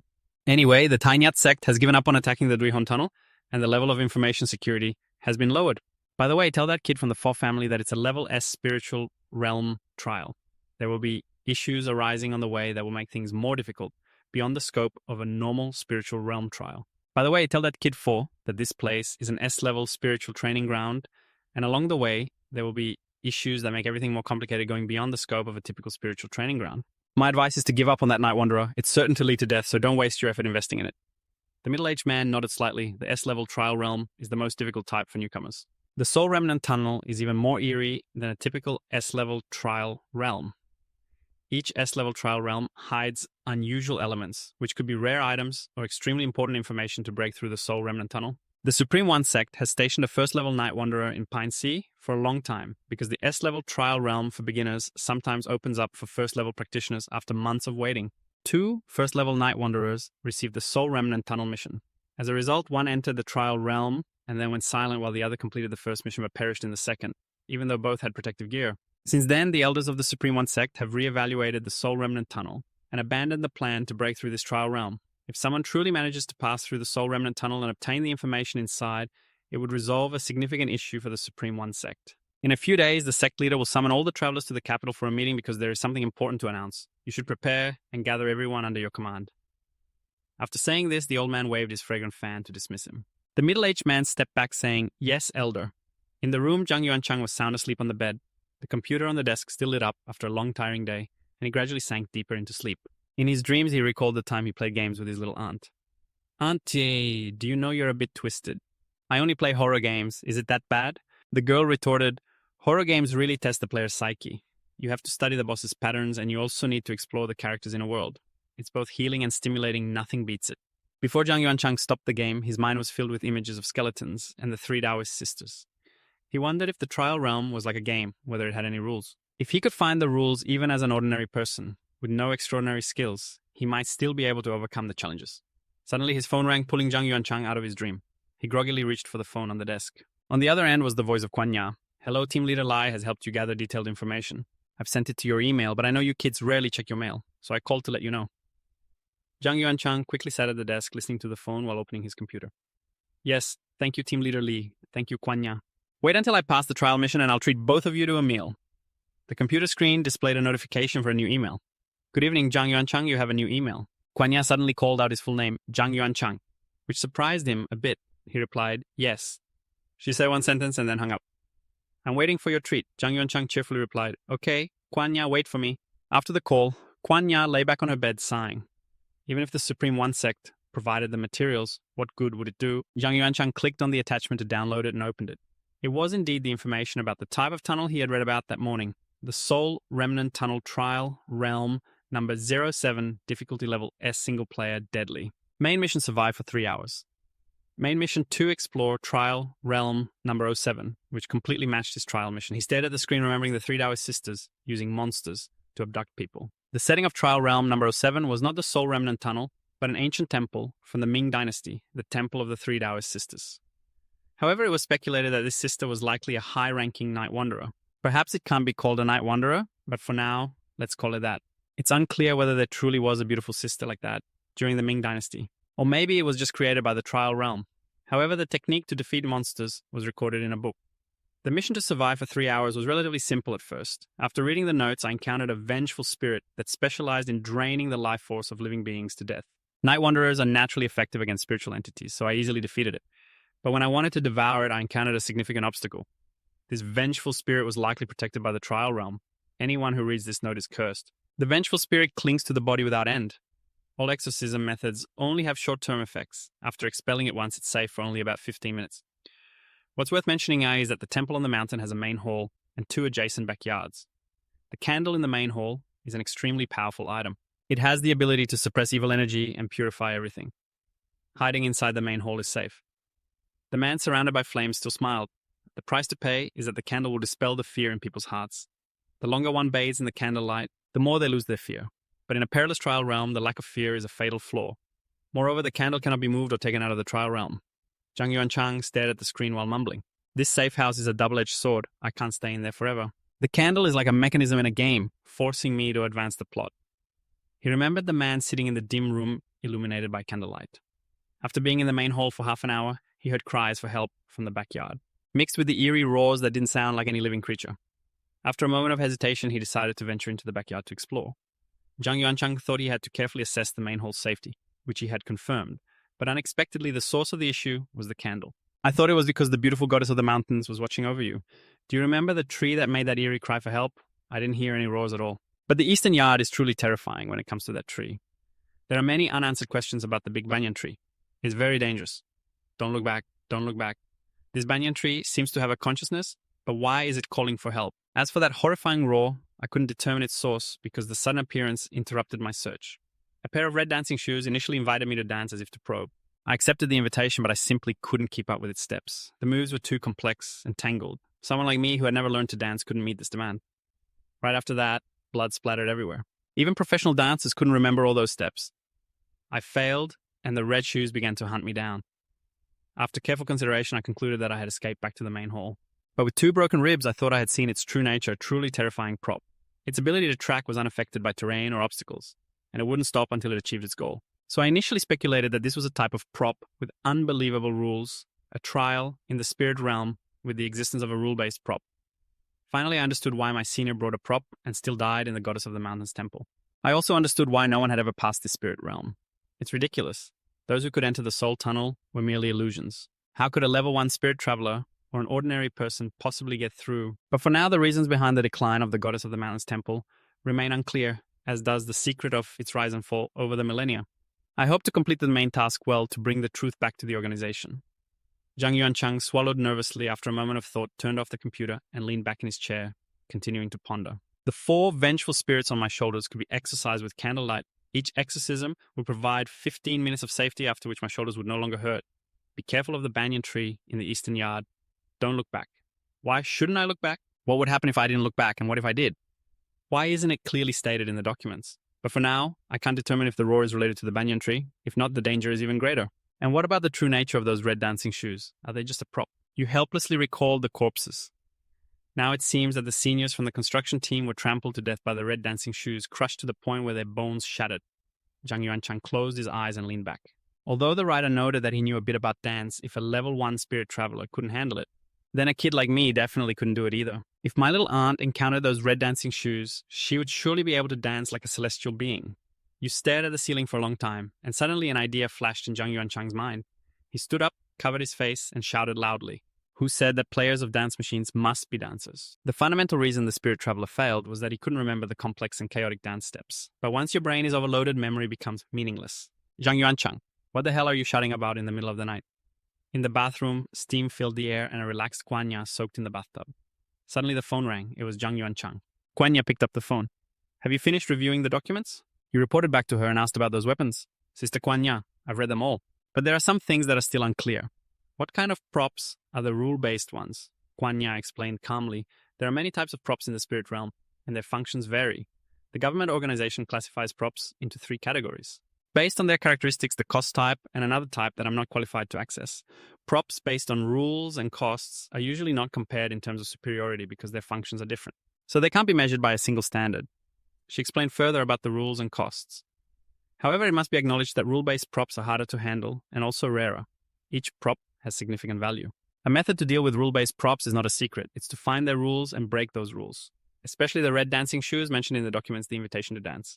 There's a high possibility that it corresponds to its rules. If you can complete the invitation, there will be a certain probability of obtaining this prop. But of course, that's just a probability and depends on many factors. For example, whether it is willing or if it is unowned property. Kwanya lazily leaned against the edge of the bathtub and continued. But when it comes to subduing rule-based props, you should just think about it. Don't take it too seriously, but one more thing. Can medicine be brought into the spirit realm? She lifted her foot out of the water. Aside from her regular clothes, most things in reality can't be brought into the spirit realm. Medicine can, but it has to be something that's been consumed, not just held in the mouth. I can't give you a definite answer. After asking, Trong Wentang thanked Kwanya, realizing that it could only be overlooked. Well, I have no more questions. Thank you, Sister Kwanya. She wished him luck and smiled slyly, saying to take care. Hey kid, today is an extremely lucky day for Scorpio, also known as the Scorpion sign. The space gate gradually opened and the countdown clock began marking the last 5 minutes. On the table, several pills were laid out ready. Nguyen calmly adjusted his clothes just as the countdown hit 1 minute. He gripped the doorknob tightly and locked it. Nguyen grabbed the pills and shoved them straight into his mouth, mumbling to himself, "Is this really okay?" The next second, the system interface immediately appeared before his eyes, booting up the spirit realm, loading the map, and welcoming him to the spirit travel tunnel of the Night God. Number 7, difficulty level S single player, death mode. Main mission survive for 3 hours. Main mission 2, explore spirit realm number 07, current exploration at 20%. Note items not belonging to the spirit realm cannot be carried. Good luck. Primordial, celestial sovereign, a flash of light pierced through Nguyen Tan's body, and he was instantly transported inside the spirit realm map. Nguyen Tan looked around, thinking to himself, I've arrived. After saying that, he spat out the pills he had in his mouth.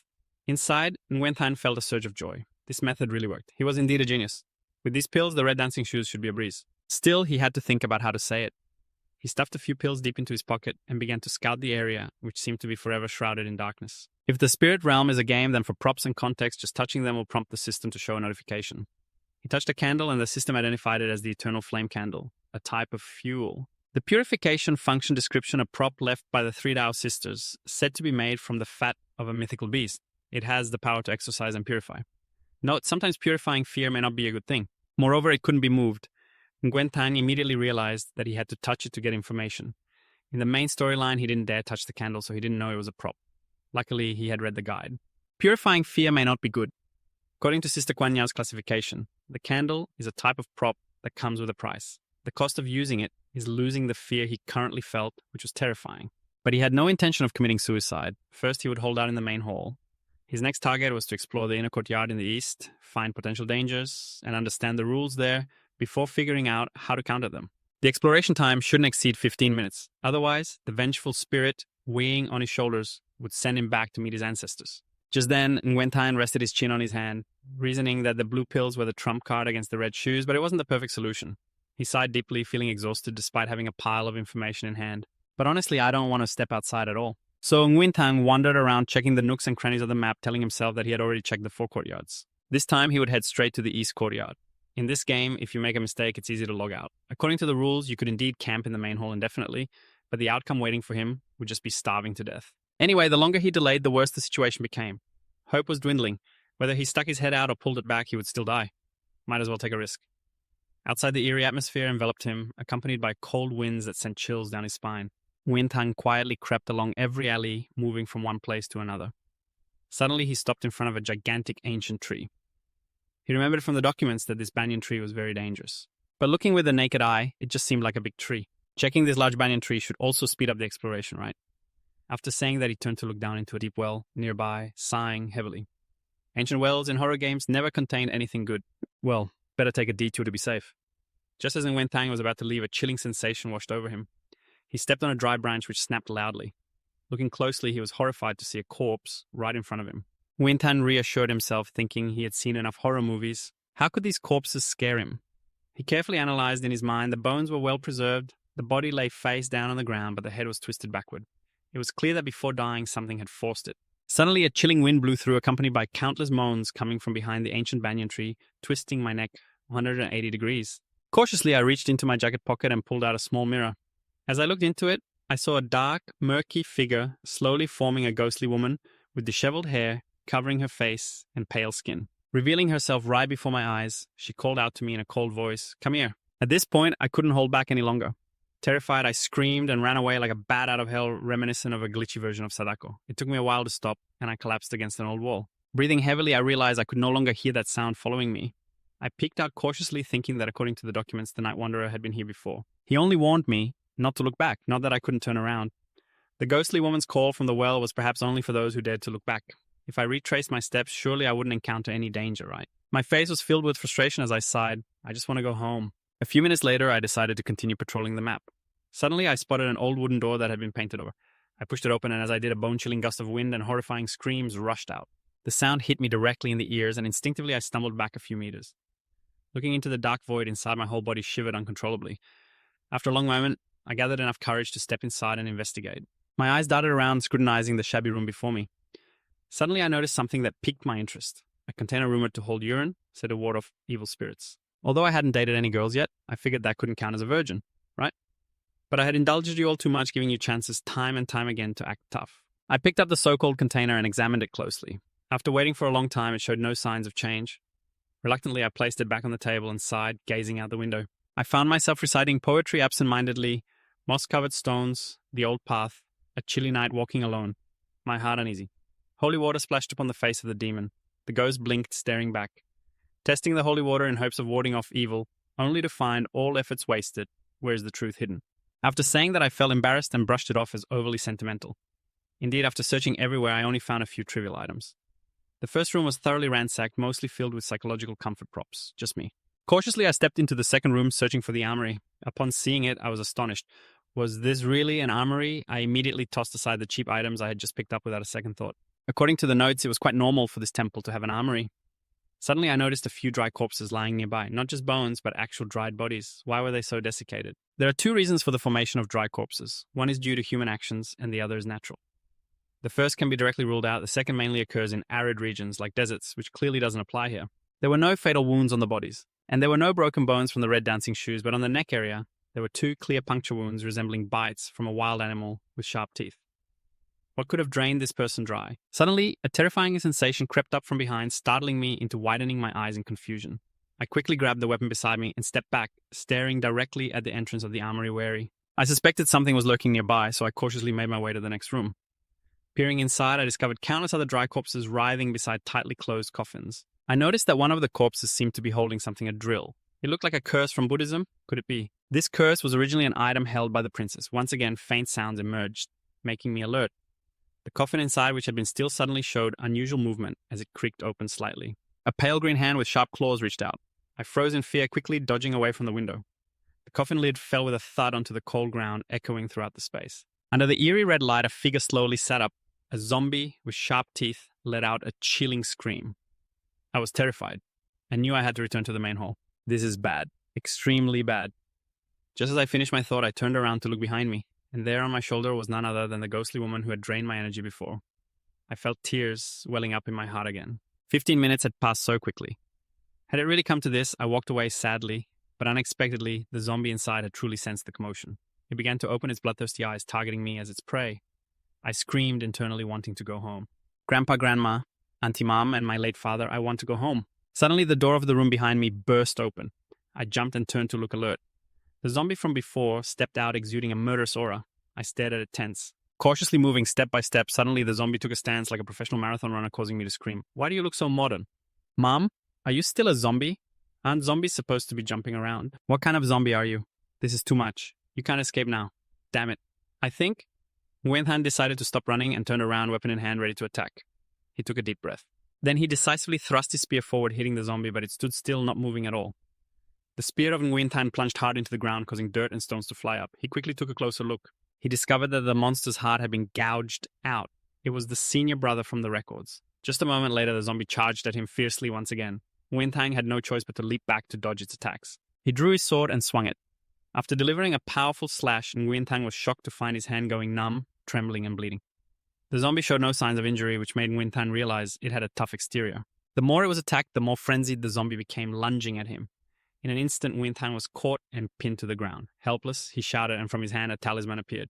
Upon seeing the talisman, the zombie quickly jumped away from him. Nguyen realized it was effective. It was afraid of him. It had a certain level of intelligence. He hoped that the female ghost in the old well wouldn't come out and cause chaos at this moment. The spirit of resentment on his shoulder. Oh, it's someone familiar. Just take in some yang energy. Slowly, okay? The zombie in front of him whispered softly as if asking, "Who are you?" "Dare to block my way." Wintang held the glowing talisman tightly in his hand and quickly ran toward the brightly lit room nearby. As he stepped inside, the spirit of resentment on him gradually faded away. Wintang sighed in relief, feeling saved. The door closed behind him. He held his hand to the wound, took off his outer jacket and moved deeper inside, looking at the blood on his hand trembling. Indeed, the zombie's nails were poisoned. If he didn't have disinfectant or a tetanus shot, he didn't know how quickly the poison would take effect. He hoped he wouldn't get poisoned and lose his life. But why did he feel so unafraid? Looking ahead, he realized it was the candle prop giving him courage. Now that he was poisoned, he couldn't afford to delay. He directly chose the second option. The idea of capturing the red shoes flashed in his mind. If it was also a prop, then the yellow paper talisman could be used. The red dancing shoes could also be used. Moreover, Sister Kuan Ya mentioned that there were rules to break props, and there was a chance to capture them. With his abilities, it would be too difficult to stick the yellow paper talisman on the zombie's forehead. It was highly likely to become a tricky situation. "Don't come over here." Sticking the talisman on his forehead, a terrifying and intelligent entity, was like a child wielding a knife against an adult. Just because the adult feared the blade didn't mean the child could actually harm them. Time passed and he couldn't think of anything. He sighed, bent down, and took out the medicine from his jacket, telling himself that he was currently poisoned. If he gave up, he would die anyway. If he didn't go to hell, then who would? He pushed the door open and shouted, "Come here, red dancing shoes." The surrounding space was silent, no sound. A few seconds later, he heard footsteps and cautiously looked in that direction. It was the sound of high-heeled shoes approaching. Suddenly, it appeared right in front of the door. Wintang was startled and turned around. This one was good. It appeared right between him and the main hall, blocking his escape route right. The shoes slowly advanced. Calmly, it called out, "Are you willing to dance with me? If you agree, please stand still." He was already prepared. Hearing this, he wasn't too surprised. It was indeed a request to dance. If he didn't dance with it, it would kill him. Damn, this was too wicked. Nguyen closed his eyes, urging himself. "Dad, please help me enter overload mode." His eyes, which were tightly shut, suddenly opened wide, shining with a golden light as if his soul was being drawn into another space, becoming a chess piece on the board with those red shoes. The shoes were stepping up, suddenly stopping. "It's your turn now." In Nguyen mind, the steps of the red shoes kept replaying. He bent down and gestured, telling himself that success or failure depended on this dance. Following that, his body awkwardly mimicked the movements, leaving him in awe. Fortunately, this scene could only be seen by the red shoes and it couldn't speak. Otherwise, his grand image would be lost forever. After a while, he danced without missing a step, completing the dance. Although it was an achievement, his body felt exhausted. His breath became rapid, and the red shoes still seemed unsatisfied. "Your dance was terrible, but at least it wasn't wrong, so I'll temporarily accept it." After saying this, it vanished, leaving behind a notification. "You have completed the dance with the red shoes. Congratulations! You have gained the approval of the red shoes, but because your dancing skills are too poor, the red shoes will only praise you for half an hour. Good luck." Nguyen Tan, exhausted, fell backward, panting, his hands trembling as he pulled out the prepared medicine and swallowed it. Regaining his normal state, he felt alive again. The system screen updated the name of the red dancing shoes, a type of footwear, with tracking and assassination functions. Its previous owner was a princess from a Western kingdom renowned for her stunning beauty and exceptional dancing skills that captivated all men. But because the wicked stepmother was jealous of her talent and beauty, she imprisoned her in a high tower, leaving the lonely princess to dance alone under the cold moonlight until she ultimately died. These red dancing shoes carry her will and have begun to wander, dancing endlessly, noting a form of use where one can throw a shoe at a target or use blood and hair as a medium to lock onto the target. It will relentlessly pursue, ignoring all physical obstacles until the target is dead or dances a complete dance, with it noting two forms of use that enhance agility, improve evasion, and allow running regardless of terrain. It doesn't consume stamina, but the condition is that it can only be worn for 5 minutes at a time. If the time exceeds, it cannot be removed and one must run until death or have their legs chopped off. Noting that if you don't want to dance with me, then you all die, and when you read the red text again, you can't help but exclaim how unique it is, and then you excitedly shout, "Wow, this artifact can bypass all obstacles inside the house. This is indeed a prop of the rules." It's simply absurdly strong, and the moment after it immediately collapses, but unfortunately, I could only enjoy it for half an hour before I had to console myself. But half an hour was enough. After a while, the staggering red shoe-clad feet walked in, and it stopped in front of the zombie, slowly opening the door to the room to look at the corpses inside, analyzing the bodies and the coffin, and there was still copper left. Where did the zombie's senior brother go? Don't tell me he went back to rest. I can't see him anywhere. I keep peeking around, unaware that I've fallen into the zombie's line of sight as it lunges at me, while I'm still lost in thought about the game, thinking that once I run out of the monster's territory, they will return to their original place. Suddenly, a chill envelops me, and I startle, turning around to face the zombie charging at me. The red shoes move on their own, pulling me away to dodge this fatal blow. I quickly turn around, stopping as the zombie misses its attack and roars loudly, accelerating again to attack. The red shoes continue to move, skillfully evading the relentless zombie. I turn and the red shoes spread out to dodge. Although I'm not injured, I feel uneasy in that spot. Carefully, I wait, and just as I close my legs, the red shoes leap up and stomp directly on the zombie's chest. It didn't have time to dodge and fell backward. Seeing this, I hurriedly pulled out a talisman, taking advantage of the moment the zombie just turned to get up. I quickly stuck the talisman on its forehead, and the zombie immediately froze in place. I finally let out a sigh of relief. But just a few seconds later, the pain below surged. After a while, I regained my initial state, wiping the sweat from my forehead. The senior brother seems to have stopped for now. But without the help of the red dancing shoes, dealing with this zombie alone would be really difficult. Next, it's the turn of this female ghost. But before that, I turned around and went into the corpse room, picking up the stick that had fallen on the ground, staring at it. The information panel appeared: spirit subduing stick, type, weapon, function, purification, spirit, suppression, demon breaking. Introducing this weapon, it is infused with the divine power of the sun, the nemesis of all evil beings. Use fresh blood to sacrifice this stick to gain the power of the sun god. Note, if you want to be strong, you must exchange your life. After checking the information, I felt satisfied and secretly delighted. Indeed, it's a prop from a predecessor in the construction team. They probably wanted to use it to kill the zombie but failed. They couldn't subdue the red shoes and suffered too many losses. After encountering the zombie, they could only be slaughtered by it. There are still 5 minutes until the vengeful spirit appears on my shoulder. I need to take advantage of this time to deal with the female ghost. Thinking of this, I hurried to the ancient well, but there was nothing below, which surprised me again. Where did the female ghost go? I clearly saw a faceless female ghost rising from the bottom of the well. I tightened my grip on the spirit-subduing stick, looking around, calculating that the 15 minutes are almost up. First, I'll head back to the main hall. After a while, I returned to the main room, holding my wound, contemplating the poison that was increasingly corroding my body. After the dizziness, I now also have difficulty breathing, chest pain, lung pain, and many other symptoms.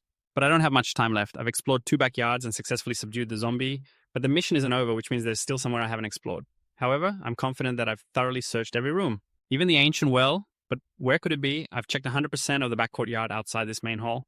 Thinking of this, I immediately looked up at the statue, feeling even more certain, obviously. Now I will place the spirit-subduing stick inside. I climbed up the statue, inserted the stick into its hand, then quickly jumped down.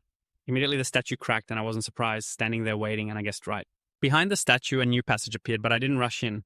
Instead, I dug through the pile of stones to retrieve the spirit-subduing stick underneath. Once done, I walked to the entrance, telling myself that this cave might very well contain the origin of the temple's decline.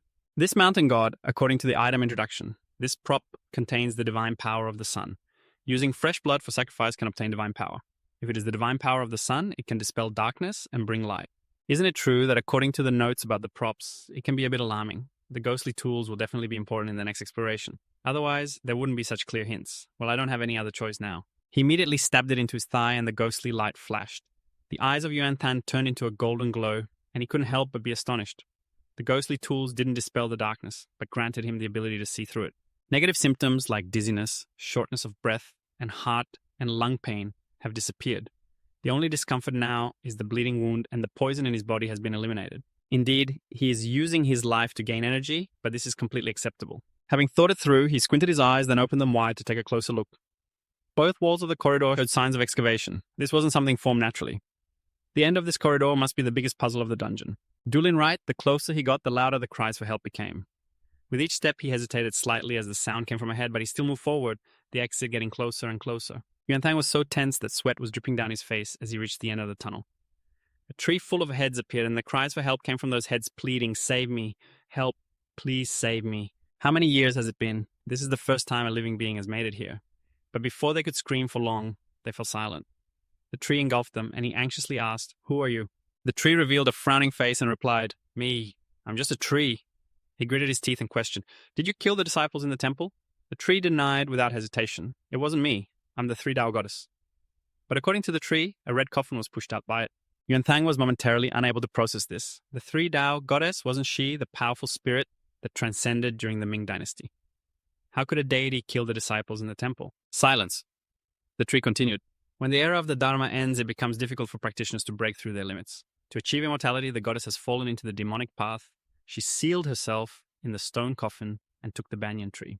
It imprisoned the souls, using the yin to nourish the yin, protecting the primordial spirit and physical body from decay. She is a powerful spirit and moreover a born spirit that can devour souls to strengthen herself because the banyan tree has absorbed too many souls. Then it received their wills, gradually giving rise to spiritual intelligence, and that is me. But in these years, how many people have wandered in here and died? People carry the grudges of resentful spirits, always waiting for someone to come here to end it for me. He remained silent, realizing, so that's how it is. Does that count as activating an NPC's quest? After thinking for a while, he squinted and asked, what should I do? The banyan tree immediately guided him. Open the stone coffin, use the ghostly tool to stab her heart, and you can end it all. Half of her soul is sealed in the ghostly tool. When you stab the heart, it will release the yang soul. Without the yang soul to protect her body, she will die immediately, and you can leave here. Not seeing him move, the banyan tree began to grow anxious. Young man, what are you hesitating about? Yuan Thang, with his head bowed, suddenly looked up and asked, aren't you the one who guards the temple? Young master, you were the first to be enchanted by the 3 Tao goddess and became her puppet. You will also become her nourishment. The banyan tree interrupted him. If you don't believe me, step forward and open the coffin. Then you will know that I'm not lying. He stood there questioning. Then help me open it. The banyan tree, looking displeased, replied, I can't open it. I'm just a tree. Seeing this, he smirked coldly. Can't open it? Or are you afraid to open it? The one in the coffin is the young master, and you are his protector, remembering her. As for the disciples in the temple, they disappeared for no reason. It was in the Yongle era, about 6 years ago, at most, 1 or 2 generations later. The information in the main hall shows that the 3 Tao goddess is a righteous character, while the banyan tree's fall into the demonic path is just its one-sided declaration. Ultimately, the most important content in those notes is not to trust the master.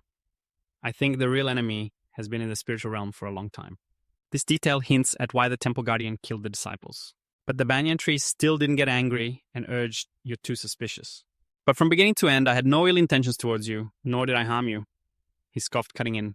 Is it that you don't want to harm me or you can't? Let me guess the way you kill people is... The banyan tree's expression changed as he laughed loudly, mocking, ha ha, you've revealed your tale. The 3 spirits in the documents of the Tai sect clearly state 2 things. First, the banyan tree is very dangerous. Second, do not look back. He infiltrated the ancient well, but found nothing because the well had no issues. The problem lies with the tree. Moreover, the name the female ghost called out was Zhang Yuan Tan, not the original Tianzun. This also shows that this is an illusion that can only form in my mind. You're pretending to be nice and talk to me because your illusions can no longer deceive me. After all, I have the ability to resist your tricks, so you're just trying to ask me questions. To kill me, since illusions won't work, you'll resort to physical attacks. As you speak, you advance an invisible pressure descending upon me, as the banyan tree's roots hiss, clearly indicating you're unwilling to come closer. Then go die. The roots burst forth like snakes breaking through the ground, quickly rushing towards me. Thanks to my red shoes, I easily dodge and leap into the air, but a massive root strikes, followed by a flurry of other roots tearing through the ground. But you keep dancing that ridiculous dance, swaying side to side, dodging, every attack gradually getting closer to the banyan tree. However, the closer you get, the more roots block your view. Taking advantage of its momentary gap, I quickly leap towards the ground near the tree's base, where a large mound of sharp thorns suddenly sprouts, preventing me from getting any closer. I have to lean to dodge, throwing the ability to resist illusions straight into the trunk. A massive flame erupts fiercely, burning the tree, and the roots charging at me crack and break. I shut my eyes tightly, trying to endure as souls emerge from the tree one after another. Gradually, they fade into the earth, and after a moment, this place returns to silence. I panic and shout to remove my red dancing shoes, and as soon as I do, they vanish. I bend down, sighing in relief. What a close call. Just as the red dancing shoes time limit was about to expire, nothing happened, leaving me puzzled. I looked around, thinking I must have resolved everything. Just then, a notification appeared. Congratulations, you have completed the S-level trial mission. A character card has been activated, currently calculating rewards. Experience points reward 100%. You have become the Nightwalker God, receiving an additional 20% experience points and the item Illusion Resistance. The character card reward has been activated, granting a reward item Red Dancing Shoes. After 5 minutes, they will exit the spirit realm. Reading this, I lowered my head, but today I have officially succeeded in breaking through. After a moment, I sat cross-legged, took a deep breath, and exhaled. A small seal quickly appeared on my forehead, and the internal power radiated around me. The wound on my arm healed. My eyelids, which were tightly shut, slowly opened, revealing cold, bright pupils. As that light gradually dissipated, I stood up, stretching with a refreshing feeling, and shouted, "This feels so good. What the heck is going on?" But the mission progress has reached 100%, indicating that the banyan tree's soul is indeed the shrine of the son of the bamboo. So is the stone coffin empty inside. There's still some time. I'm curious indeed. I tapped the system screen while speaking just in case. The deep red heels quickly appeared, fitting my feet. I moved forward with a weapon in hand, muttering, "Wearing the red dancing shoes should be safer." I swung my weapon, cutting through several roots. A deep red coffin appeared before me. I pushed the coffin lid, and it fell with a heavy thud. Dust swirled around. Taking a deep breath, I decided to see what was inside. My words halted as I saw a girl lying inside. I was stunned and exclaimed, "Three Dao Son Nung Nung." I paced back and forth, my mind racing with thoughts. No, this isn't right. My mission has indeed been completed, proving my guess was correct. So the princess is in the stone coffin. Is this a hidden mission? I looked down at my slightly trembling hands, gritting my teeth and cursing. I've really indulged you guys too much. You shouldn't have used these filthy hands to open the coffin. I sank to my knees, repeatedly muttering the words, "About to die, about to die, about to die." I raised my head, breathing heavily, trying to find a glimmer of hope. If the 3 Dao Son Nung Nung is lying in the coffin, then the shrine of the mountain god must contain a deeper script. It could trigger a series of negative chain reactions, like activating hidden missions. With that thought, I turned back to the coffin, scratching my head, smiling awkwardly, and said, "How about I just put the lid back on for you, old man? This way, nothing will happen." Suddenly, a faint golden light appeared in the mouth of the 3 Dao Son Nung Nung. I widened my eyes in shock, noticing something glimmering in my hand. I swallowed hard. Finally, I decided to reach out and gently open her lips. A golden light within her mouth became clearer as I carefully examined what lay inside. The system immediately displayed some information: name, crystal spirit, type, consumable item, function none. The crystal soul has been purified by the power of the sun god, containing immense spiritual energy. It's the kind of tonic that the Nightwalker god desires most. Note that the 3 Dao Son Nung Nung has purified the distracting thoughts within the crystal, so feel free to use it. I decided to pinch the crystal with 2 fingers and take it out. The source of energy immediately spread, penetrating into my head. The system chimed, "You have received 22 right experience points." I shouted in exhilaration. I feel even stronger. Without needing to check the attributes, I could clearly feel the upgrade in skills. The effect of the crystal was continuously updated by the system, extending the duration for the Nightwalker by an additional 3 seconds, from 6 seconds to 9 seconds. I appeared extremely confident, saying, "I can take on 10 of them." I regained my composure, coughed a few times, and bowed my head respectfully. "Nung Nung, please rest well. From now on, during every festival, I will burn 2 kilograms of gold paper for the Adidafat." After saying this, I lifted the coffin lid and placed it back on. The system began the countdown, returning to 19. At this moment, I finally sighed in relief. Luckily, nothing happened. Suddenly, a strange sound echoed in Wintan's ears, making him frown in tension. What was that sound? From inside the coffin, a thick red mist rose up, and a pale white arm appeared, gripping the edge of the coffin. Badao-san, alive and breathing, stood right in front of him. She turned her head to look at Wintan. At that moment, he was so scared that he couldn't move at all. Cold sweat broke out on Wintan's pale face, devoid of blood. The corners of Badao-san's mouth curled up slightly as she smiled gently, completely sending him into a panic. The dead had come back to life, and the countdown timer showed 5. Badao-san opened her lips and spoke, "We'll come find you." The numbers from the system gradually shrank before Wintan's astonished eyes. 4, 3, 2, 1. Just as that number reached 0, Wintan felt his whole body lighten, falling into a bottomless black hole. He jolted awake, and the familiar scene of the room hit his eyes. Wintan slowly sat up, staring blankly ahead. Did she just say something? As he placed his feet on the ground, a soft sound echoed. Realizing he was still wearing the red clogs, and Wintang hurriedly shouted to dispel them. After the clogs disappeared, he bowed his head and sighed in relief. That was close. Wintan silently felt lucky. Thankfully, the countdown had ended, and he could go back. No matter what she said, everything was left behind in the spiritual realm. He opened the door and stepped out into the living room.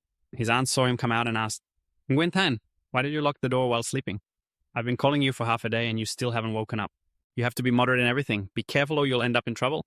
Wintan threw away all pretense and rushed to hug her, crying, "Auntie, I missed you so much." She stared at him completely bewildered, not understanding what was happening. He reached out to pinch her cheek, tears streaming down his face, saying, "I think you look really good today." At the same time, in a skyscraper of the company, Li Dongchat strode towards Kuan Ya, coldly asking, "Have there been any updates from Wintui?" She looked troubled and replied, "His phone is off. I've called 6 times already." "This is the 3rd time you've asked the same question," he remarked. Hearing this, he sighed heavily. "Just wait a little longer. Be patient." Kuan Ya squinted and smiled, trying to lighten the tense atmosphere. "All right, 10 minutes. Until we have the final results, anything can happen. Just like the cat from Floating Girl. If you don't open the box, you'll never know if it's alive or dead." Kwang Tai, sitting right behind her, interjected, "The cat from Floating Girl shouldn't be understood this way, from a probability perspective without any special tricks or assistance. But Chad, the chances of him getting through that spiritual tunnel are almost 0. He rambled on, spilling a lengthy stream of knowledge without noticing the expressions of the 2 people beside him darkening like storm clouds. Finally, Li Dongtrak and Kuan Ya couldn't take it anymore and shouted in unison, "Shut up!" Kwang Tai, with a confused and innocent look, asked, "Did I say something wrong again?" The 2 of them helplessly slapped their foreheads silently, lamenting about this guy with such a low EQ.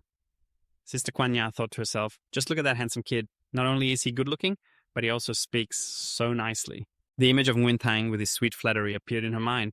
If he could become her colleague, going to work every day would no longer be boring. Kwanya leaned back in her chair and sighed in frustration. It's just a pity that luck isn't on my side. If I can't reach him after work, then there's no hope left. Lee Dongtrak didn't linger either. He turned to leave, reminding her to report any news immediately. Just then, Kwanya's phone suddenly rang. Lee Dongtrak's footsteps instinctively halted.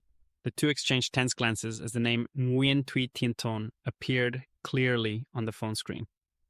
Kwanya jumped up, exclaiming excitedly, Nguyen Thuy Tien Ton! She quickly grabbed the phone and turned to Lee Dongtrak for instructions. He ordered in a deep voice, put it on speaker. She nodded in agreement. The call connected and she hesitated before speaking. On the other end, Nguyen Thanh smiled gently, his tone light. Sister Kwanya, I've completed the trial mission and just came out of the mountain god temple. His voice coming through the speaker left all three of them stunned into silence.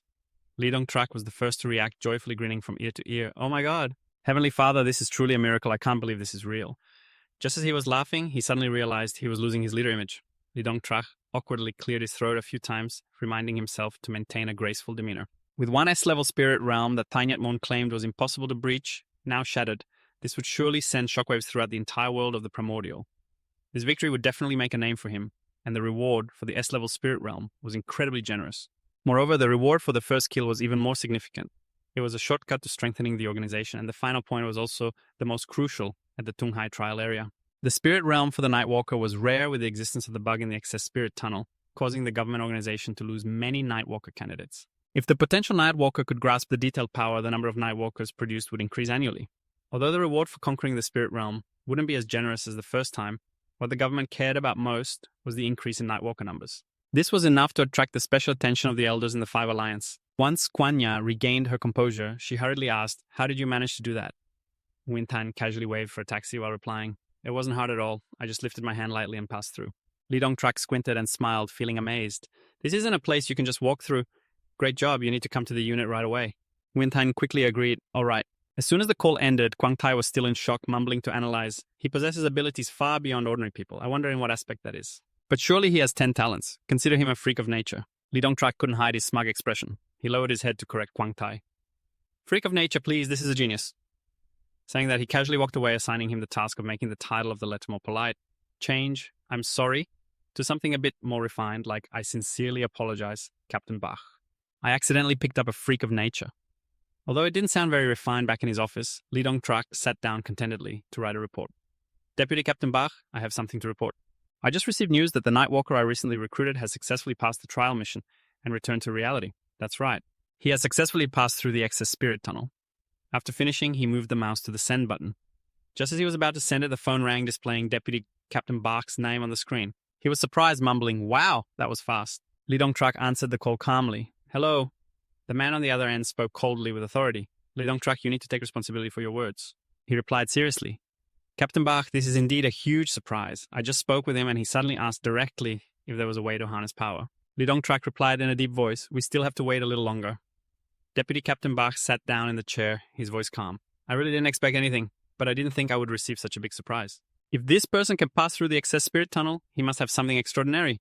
Lee Dongtrak, as the commander of the White Tiger Corps, has recruited a talented individual. If this person can get through the Dulin tunnel, then they must be better than Lee Dongtrak, who is the commander of the White Tiger Division and has already recruited some talented individuals. I will report this to the elders, noting the great achievement."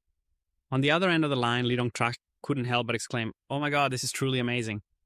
Just as he was speaking, he suddenly paused and lowered his voice. Inquiring if confidentiality was needed, Deputy Bak Fu Trung replied that the White Tiger Brigade of Kangdung District had recruited a shadow. The Shadow God was no longer a secret among the team leaders, so it couldn't be hidden for long, especially since the Five Alliance and the Thainet sect signed the treaty. The Thainet sect had the priority to choose any shadow. The appearance of Shadow Gods nationwide in this agreement left the Five Alliance nearly empty-handed regarding shadows, with only a few scattered. Why keep it a secret? The Thainet sect has made it clear. They don't want this Shadow God, so they have no right to go back on their word. You also need to be cautious. That's internal to the Five Alliance. We can't let the Bahua Hoi incident happen again. We must use virtue to win people over. Hearing this, Lee Dongtrak felt somewhat reassured. "I hope Deputy Bak Fu Trung can provide more guidance." The man on the other end smirked and casually remarked, "More money." This made Lee Dongtrak feel uneasy, prompting him to ask back, "More money," he thought to himself. Is this what they call winning people over with virtue? Deputy Bak Futrung slowly explained his philosophy. I don't like using money to buy people's hearts, but money can come and go, only virtue lasts. However, accumulating virtue takes time while using money has immediate effects. Tell him to write down the cultivation method as soon as possible. I want core information about the Sunhan Myo, and it would be convenient to return the favor to the Thanyat sect as well. Upon hearing this, Lee Dong-trak cautiously replied, I understand. As soon as the call ended, his expression changed 180 degrees. Lee Dong-trak smacked his lips in admiration for Deputy Bak Futrung. No wonder he was known as the Money Prince, one of the 4 great princes of the government organization. On the computer screen, messages from the chat group kept popping up. Is anyone there? This is Tandang. How's the newly recruited Shadow God going? Lee Ten Trung. Bach Long. Oh, so heartbreaking. Clearly no one can surpass Dulin. Yet, you still want to provoke Lee Ten Trung, the great Koba, must have already kicked the bucket.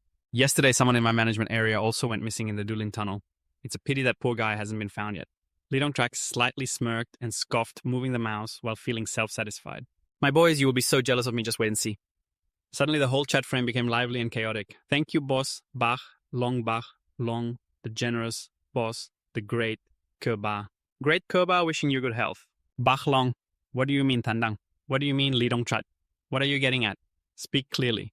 Tandang Li Mui, true. Lee Dong-trak slowly typed a message filled with pride. Thank you all for your concern. The Shadow God I just recruited has successfully passed through the Dulin tunnel. A message from Vian Ding immediately replied with disbelief. Lee Dong-trak, don't joke around. Looking at Vian Ding's message again, Lee Dong-trak thought, are you serious? Right now, the account name is Fo Tanjung. Deputy Bak Futrung appeared as a strong affirmation. From now on, the first clear achievement in the Dulin tunnel belongs to our 5 alliance. I will synchronize the strategy for the Linkan. With the information database, it was originally an S-level Linkan trial and could produce higher quality Shadow Gods compared to other Linkan. So I believe it will greatly assist in organizing the training plan for Shadow Gods. The chat group suddenly fell silent, followed by a series of explosive messages. Great Koba, I want to form a Tuitung for your team this month. Let's schedule a meeting today. Sure, Bach Long, a meeting sounds good, but I think the Bahua Hoi won't be able to participate. Tandang De Quin Vung said, I'm very curious about how that newcomer managed to pass through the Dulin tunnel. If they can do this, they must not be an ordinary person. Lee Dong-trak is really lucky to have recruited such a rare talent. Deputy Bak Futrung will use the Dulin tunnel strategy as a bargaining chip to compete for the number of Shadow Gods with the Thainet sect. We must do our best in the next 5 years. Each of our teams must possess a Shadow God. Tandang thanked Deputy Bak Futrung. Great Koba, is there more good news? The sky gradually turned to dusk. Meanwhile, in another place, a man in a suit tightly gripped his phone in anger, roaring, no way. The sky gradually turned to dusk, and in another place, a man in a suit tightly gripped his phone in anger, roaring out in disbelief. The Dulin tunnel has even stumped our Tai sect, and yet it was breached. How did that newcomer manage to do that? A talented night wanderer like that surely deserves to join the Tai sect. How could an elder be so foolish as to make such a careless promise? Our Tai sect has wasted a remarkable talent. Truly, it's utterly foolish. In the afternoon, Nguyen Tang arrived, raised his hand, and knocked 3 times on the door. Before it could open, he confidently called out, Hello everyone, I'm here. Kwanya, looking out, smiled teasingly upon seeing Nguyen Tang. She thought our naive college student was just a little puppy. But unexpectedly, he turned out to be a cunning little wolf. Congratulations, you've officially become a night wanderer. I'll reward you with a warm hug. Come here, feel free. Nguyen Tang, faced with her blatant seduction, could only wave his hand to decline the hug from this expensive sister. Save it for next time. He secretly thought to himself, this love goddess still dares to flirt with me. Sorry, I'm a gentleman, Liu Hahua. Kuan Ya burst into laughter, clearly enjoying his serious facade. You're really adorable. Come on, the elder has been wanting to see you. The two walked side by side down the empty corridor. As they walked, Kuan Ya whispered, You must have gained quite a bit in the spirit realm, huh? But you don't need to report to me. I know how to hide your true strength. That's a quality every seasoned spirit realm practitioner should have. Nguyen Tan politely nodded, thanking her. Inside, he thought to himself, I'm not foolish enough to reveal everything to you. The door to the room opened quietly. Lee Dong-trak was already seated waiting on a chair, cigarette in hand, asking, You're here? Nguyen Tan immediately regained his serious demeanor, saluting according to protocol. Greetings, elder. He looked at him and asked, Do you know what I'm most worried about right now? Nguyen Tan looked puzzled. What is it? After taking a puff of his cigarette, Lee Dong-trak smiled and said, What I'm most worried about is that you might get kidnapped on your way here. Dear Night Wanderer, he chuckled, how about a friendly suggestion? Let's have some Coca-Cola. Lee Dong-trak turned to Kuan Ya and instructed her to go buy some. She turned to Nguyen Tan and teased, Look at you, your status has risen quickly. Pouring himself a glass of wine, Lee Dong-trak expressed admiration for the younger generation. You did extremely well. Later, could you write a detailed report on how you got through? As Nguyen Tan sat down, he nodded without hesitation. No problem, elder. Li Dongtra gently swirled his wine glass and asked, "Before that, I wanted to ask if you found anything unusual in the mountain god temple." Just then, someone holding a laptop entered. Kwang Tai gently pushed up his glasses and asked, "May I come in to listen as well?" Li Dongtra immediately agreed. "Sure, come in. Help Nguyen Tan draft the report on the power levels." An hour later, Nguyen Tan recounted everything in detail, concluding with, "That's the specific process." His gaze briefly darkened as a calculating thought crossed his mind about keeping the rewards meant for character cards hidden, avoiding revealing the red dancing shoes. Li Dongtrak appeared very pleased. "The item you obtained is called the Demon Suppression Talisman, capable of countering spiritual entities. It must be a reward for passing the challenge right, but it's definitely an item of no low grade. We often joke that the spirit realm is a game, but joking aside, in the spirit realm items are very rare, and each one is unique. If you bring that item out, then later the plot involving defeating that demon tree might disappear. The difficulty of the Dulin Tunnel will naturally decrease," Kwanya added. "The spirit realm instance will change if you take the item. The difficulty will increase if you die inside, and the item is taken by monsters. Taking it will increase the difficulty, and the red dancing shoes are a prime example. Moreover, if the levels are different, the missions will also differ. Their power levels can only serve as a reference. The specifics depend on actual circumstances." Kwang Tai adjusted his glasses, correcting the information with an overly serious expression. "The discrepancies won't decrease because the red dancing shoes are still in the instance." Hearing him, Nguyen Tan could only smile wryly. "Kwang Tai, you really are someone who just stands out in a beautiful landscape." Kwang Tai kept typing away, his mouth slightly puzzled, feeling a bit strange as he listened to you describe this data, this harvest, this news, all of it. Not matching the difficulty level of S. Are you hiding something? Nguyen Tan jumped in surprise. He hurriedly asked, "Min, your question is too straightforward. I haven't even finished preparing my statement yet. It's not that I'm hiding anything, it's just that I was about to say it. Actually, inside the cave besides the beloved tree, there's also a stone coffin." Upon hearing this, Li Dongtrak's brows immediately furrowed. "What's in the coffin?" Nguyen Tan replied in a serious tone. "In that stone coffin, there are 3 mountain goddesses. As soon as I opened the coffin lid, she opened her eyes and woke up." Li Dongtrak couldn't contain his composure and stood up like a spring. She was awake, and he paced back and forth in the room. With an extremely worried demeanor, he thought, if she really wakes up, there are 2 possibilities. One is that the mountain god temple levels up to a high-tier instance, and the other is that it gets downgraded. But if a high-tier instance appears for the upper echelons of Tai Sec, this information is extraordinarily important because it directly relates to choosing the spiritual realm for their own profession. Kwanya encouraged Nguyen Tan, "Keep talking. The more important the information, the more rewards the organization will give you." He squinted and smiled, waving his hand modestly. "Whether there's money or not, I don't really care. How should I describe it? That old lady who died hundreds of years ago smiled at me, and I always feel like she's going to come for me. So I feel uneasy somehow." Kwang Tai coldly interrupted, pouring cold water on Nguyen Tan's worries or expectations. "You don't need to be overly confident like that. With your current low-tier status, you won't encounter a big shot like that." He forced a smile. "Thanks." After hearing this, she felt incredibly reassured. Kwanya twirled her curly hair and asked with a curious tone, "So is the goddess beautiful?" Nguyen Tan, carefree and without much thought, replied immediately, "Compared to my sister, she's much more beautiful." Kwang Tai, sitting right there, added nonchalantly, "By research standards, she's also taller than you." Her face suddenly darkened like a storm was brewing. Kwanya gritted her teeth, suppressing her anger. "Can you two just go die already?" In another place that looked deceptively peaceful, the old steward quietly announced, "Elder Tong, there's news from Tonghai. The name Night Wanderer that Captain Fu recruited has successfully passed through the spirit tunnel." Elder Tong exclaimed in shock, "What? Hurry, hurry, hurry! Inform below that the courtyard must not let this leak out.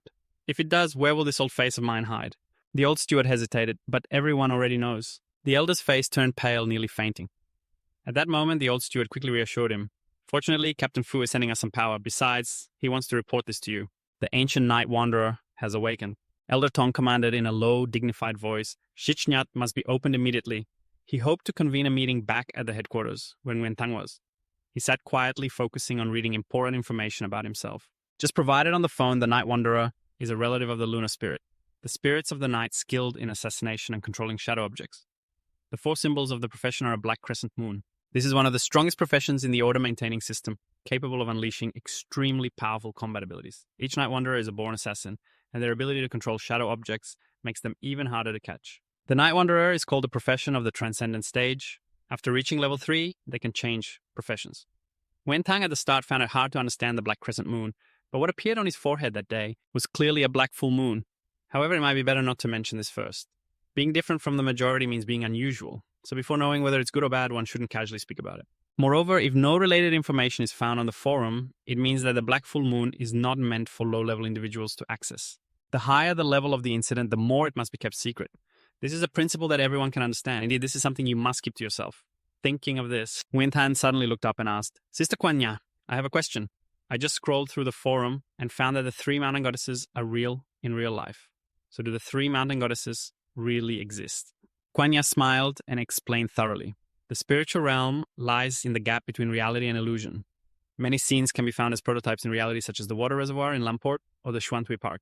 But surely there's no strange supernatural occurrence like that happening in reality. If there were, this world would be in chaos.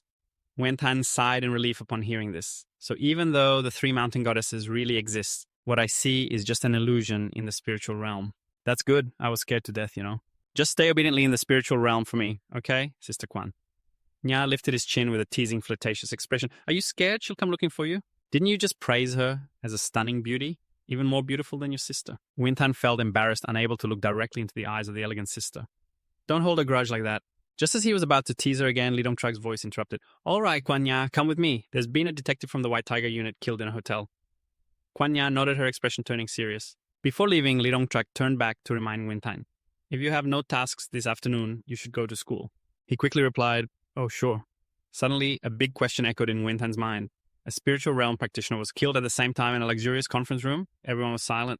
He glanced up at the elderly man with grey hair, who coldly announced to everyone present that not long ago, the sect leader sensed that the Demon Lord had fallen, the greatest threat to the Taiyi sect had been eliminated. However, the Demon Lord's card has not returned to the spiritual realm, and currently no one knows its whereabouts. The next mission is to find the heir of the Demon Lord, who has 2 main identifying features. The career seal is not a crescent moon, but a full black moon. Upon passing through the spiritual realm, one will receive a special reward that the ordinary Night Wanderer card will never have. Later at school, Nguyen Tan's bike suddenly screeched to a halt. He checked his watch and nodded in satisfaction. It took exactly 10 minutes from home to school, not bad speed. Suddenly a voice from behind caught his attention. I just saw Tuduan at the school gate. She's waiting for that Audi again. Another person rebutted. How could the goddess of my dreams be supported by a rich guy? Nguyen Tan perked up his ears, wondering about Tuduan, the school's beauty. The young man continued to assert confidently, It's true. Every Monday a man comes to pick her up driving a car worth over 100,000. I saw it with my own eyes a week ago. At this moment, they finally noticed Nguyen Tan's presence. The other young man raised his hand to greet him. Hey, Nguyen Tan. This afternoon we have a lab group project. Nguyen Tan casually agreed. Okay, noted. He turned and walked away with his bike. He sighed inwardly, feeling a mix of emotions. Even the beauty has fallen. At the same time, a crime was occurring at the hotel. The elevator was blocked by specialized sealing tape, and the police were busy collecting evidence, some picking up shards of glass. Others were photographing the splattered blood. Kwanya provided a preliminary report on the victim. The man was Trio Ankwun, an advisor to the police station, a member of the White Tiger unit, and a level 2 scout. The deceased woman Liu Hyunga was a regular person, the lover of Trio Ankwun. In the room, there were no signs of a struggle, no traces of the scene being tampered with or cleaned up. In the trash can, 2 condoms were found. However, the box of condoms was empty, missing 3. Both of them had been stabbed through the heart with a sharp weapon, dying instantly, but the bodies showed no signs of abuse. Based on the missing condoms at the scene, I suspect that before her death, Liu Hyunga was humiliated by the perpetrator. Gently using specialized gloves, he pulled the blood-stained white blanket over the victim's head. Li Dongtrak's face showed a hint of loss and sorrow. A member of the 5 Elements sect had been killed. This is a major incident. The security staff extracted the camera footage, but found no evidence of how the perpetrator left. Perhaps he had special methods to become invisible or evade the cameras. According to preliminary speculation, the perpetrator is a spiritual realm practitioner. Kwanya lowered her head, reasoning that ordinary spiritual realm practitioners wouldn't dare to kill government officials. Could it be caused by an evil practitioner? Li Dongtrak replied gravely. First investigate those who have been in contact with Trio Ankwun recently. If it is indeed caused by an evil practitioner, the seriousness of this case will escalate. By the way, what was Trio Ankwun's strategy? Holding the victim's phone, Kwanya reported, Trio Ankwun possessed a level 2 scout defensive artifact. Although not skilled in direct combat in situations with defensive artifacts, killing him is not simple at all. Moreover, the attack was executed neatly without disturbing the neighboring rooms. Therefore, based on this point, we can preliminarily judge that the perpetrator's strength is very strong. Just then, a female police officer rushed in, running in with a stack of documents in hand. Boss, here are the new materials we just obtained. She quickly recounted the investigation findings, revealing that Trio Ankwun had quite a few lovers outside, especially a penchant for supporting female students. We're checking each one, Li Dongtrak murmured as he flipped through the report, the hotel. And every time he dates, it's with different people. But the perpetrator was able to find the exact address and room number, proving he knows his whereabouts very well. He could be an acquaintance or someone who has been stalking him for a long time. The person who understands you best is forever the woman who shares your pillow. Perhaps we can find some clues from the lovers of Qianjun before he died. Qianjun had been interrogated and tortured. Think for a moment about what the murderer wanted to interrogate. What did he manage to find out? Whether the murderer killed out of personal hatred or professional malice, this is a matter worth our attention. Guanya, standing beside, suggested that we could call in the yin spirit. To devour the spirit of Qianjun, we just need to obtain the memories of the deceased. We can immediately know who the murderer is. Li Dongzhe let out a heavy sigh, saying, Tai Yi sect has given the order. Summon all the yin spirits of the government to the capital to receive the inheritance. But the yin spirit is currently not in Zonghai. Her face suddenly darkened. If the yin spirit is not here to receive the inheritance, then surely the yin spirits from other districts are also absent. Isn't that too much of a coincidence? The murderer didn't strike early or late, but chose the exact moment when all the yin spirits entered the capital together to act. At this point, Guanya's eyes widened as a familiar figure flashed in her mind. She exclaimed, "That kid is actually the yin spirit we don't need." To bow down and seek Tai Yi's sect for another person. I'll contact him right away. Back at the classroom, Yuan Ting was sitting there, but his mind was elsewhere, completely detached from the lecture. Yuan Ting rested his chin on his hand. His eyes were glued to the phone displaying several lines of information. Supernatural level 1 to 3, Saint level 4 to 6. Attention for those at the later Saint level, please click the link below. Curious Yuan Ting clicked on the link, but immediately the system blocked him with a notification, insufficient permissions. He sighed, feeling frustrated, cursing under his breath, especially hating those damn admins for their abuse of power. Suddenly at this moment, Yuan Ting's phone rang loudly. He was so startled that he hurriedly ducked under the table to answer. A soft voice came through, tinged with fear of being discovered by the teacher. "Sister Guanya, I'm at school." The voice on the other end replied casually, "No refusals allowed. Meet in 20 minutes at the school gate. I'll pick you up." Moments later at the school gate, Yuan Ting stepped outside, softly calling Sister Guanya. She was turning the car key in her hand, nodding for him to get in. As he slid into the passenger seat, he wondered, "Aren't you investigating the case of the scout being killed?" Guanya looked at him and got straight to the point. "We need a yin spirit to devour the spirit to obtain the memories of the deceased. This won't be a problem for you, right?" Yuan Ting nodded. "Sure, let me give it a try. Devouring the spirit isn't hard. It's a natural talent of the yin spirit. But in terms of reading memories, I've never practiced devouring a spirit before, so I can't guarantee 100%. Let's just give it a shot." Just as the car was about to roll out, Yuan Ting's attention was suddenly caught by a beautiful figure gliding past. A name popped into his head, Yuan, dressed head to toe in expensive designer brands. Moments later, Yuan Ting arrived at the cold morgue with the others. Li Dongzhe stood behind him, whispering tensely, "We can start now." Yuan Ting's gaze was fixed on the purple body of Qianjun. His pupils lit up in the darkness as the cold, dark energy within him began to flow out. He reached out towards the victim. Knowledge echoed in his mind. After a person dies, most of their consciousness dissipates. The spirit becomes dull, leaving only fragments of memories tied to their deepest obsessions, the memories just before death. Because they are the most intense, they are also the easiest to retain. Yuan Ting took a deep breath and exhaled a misty white breath that penetrated the cold body of Qianjun, voices echoing from hell. Cold and terrifying words escaped his mouth. "Laozi doesn't have much patience. You'd better obediently answer." The spirit of Yuan Ting merged with the final memories of the victim. Suddenly he heard sobbing sounds filled with sorrow. He glanced towards the source of the noise, many questions arising in his heart. Ladies, let's pause here. Don't forget to support me with a review and a like. Subscribe and comment your thoughts. Thank you.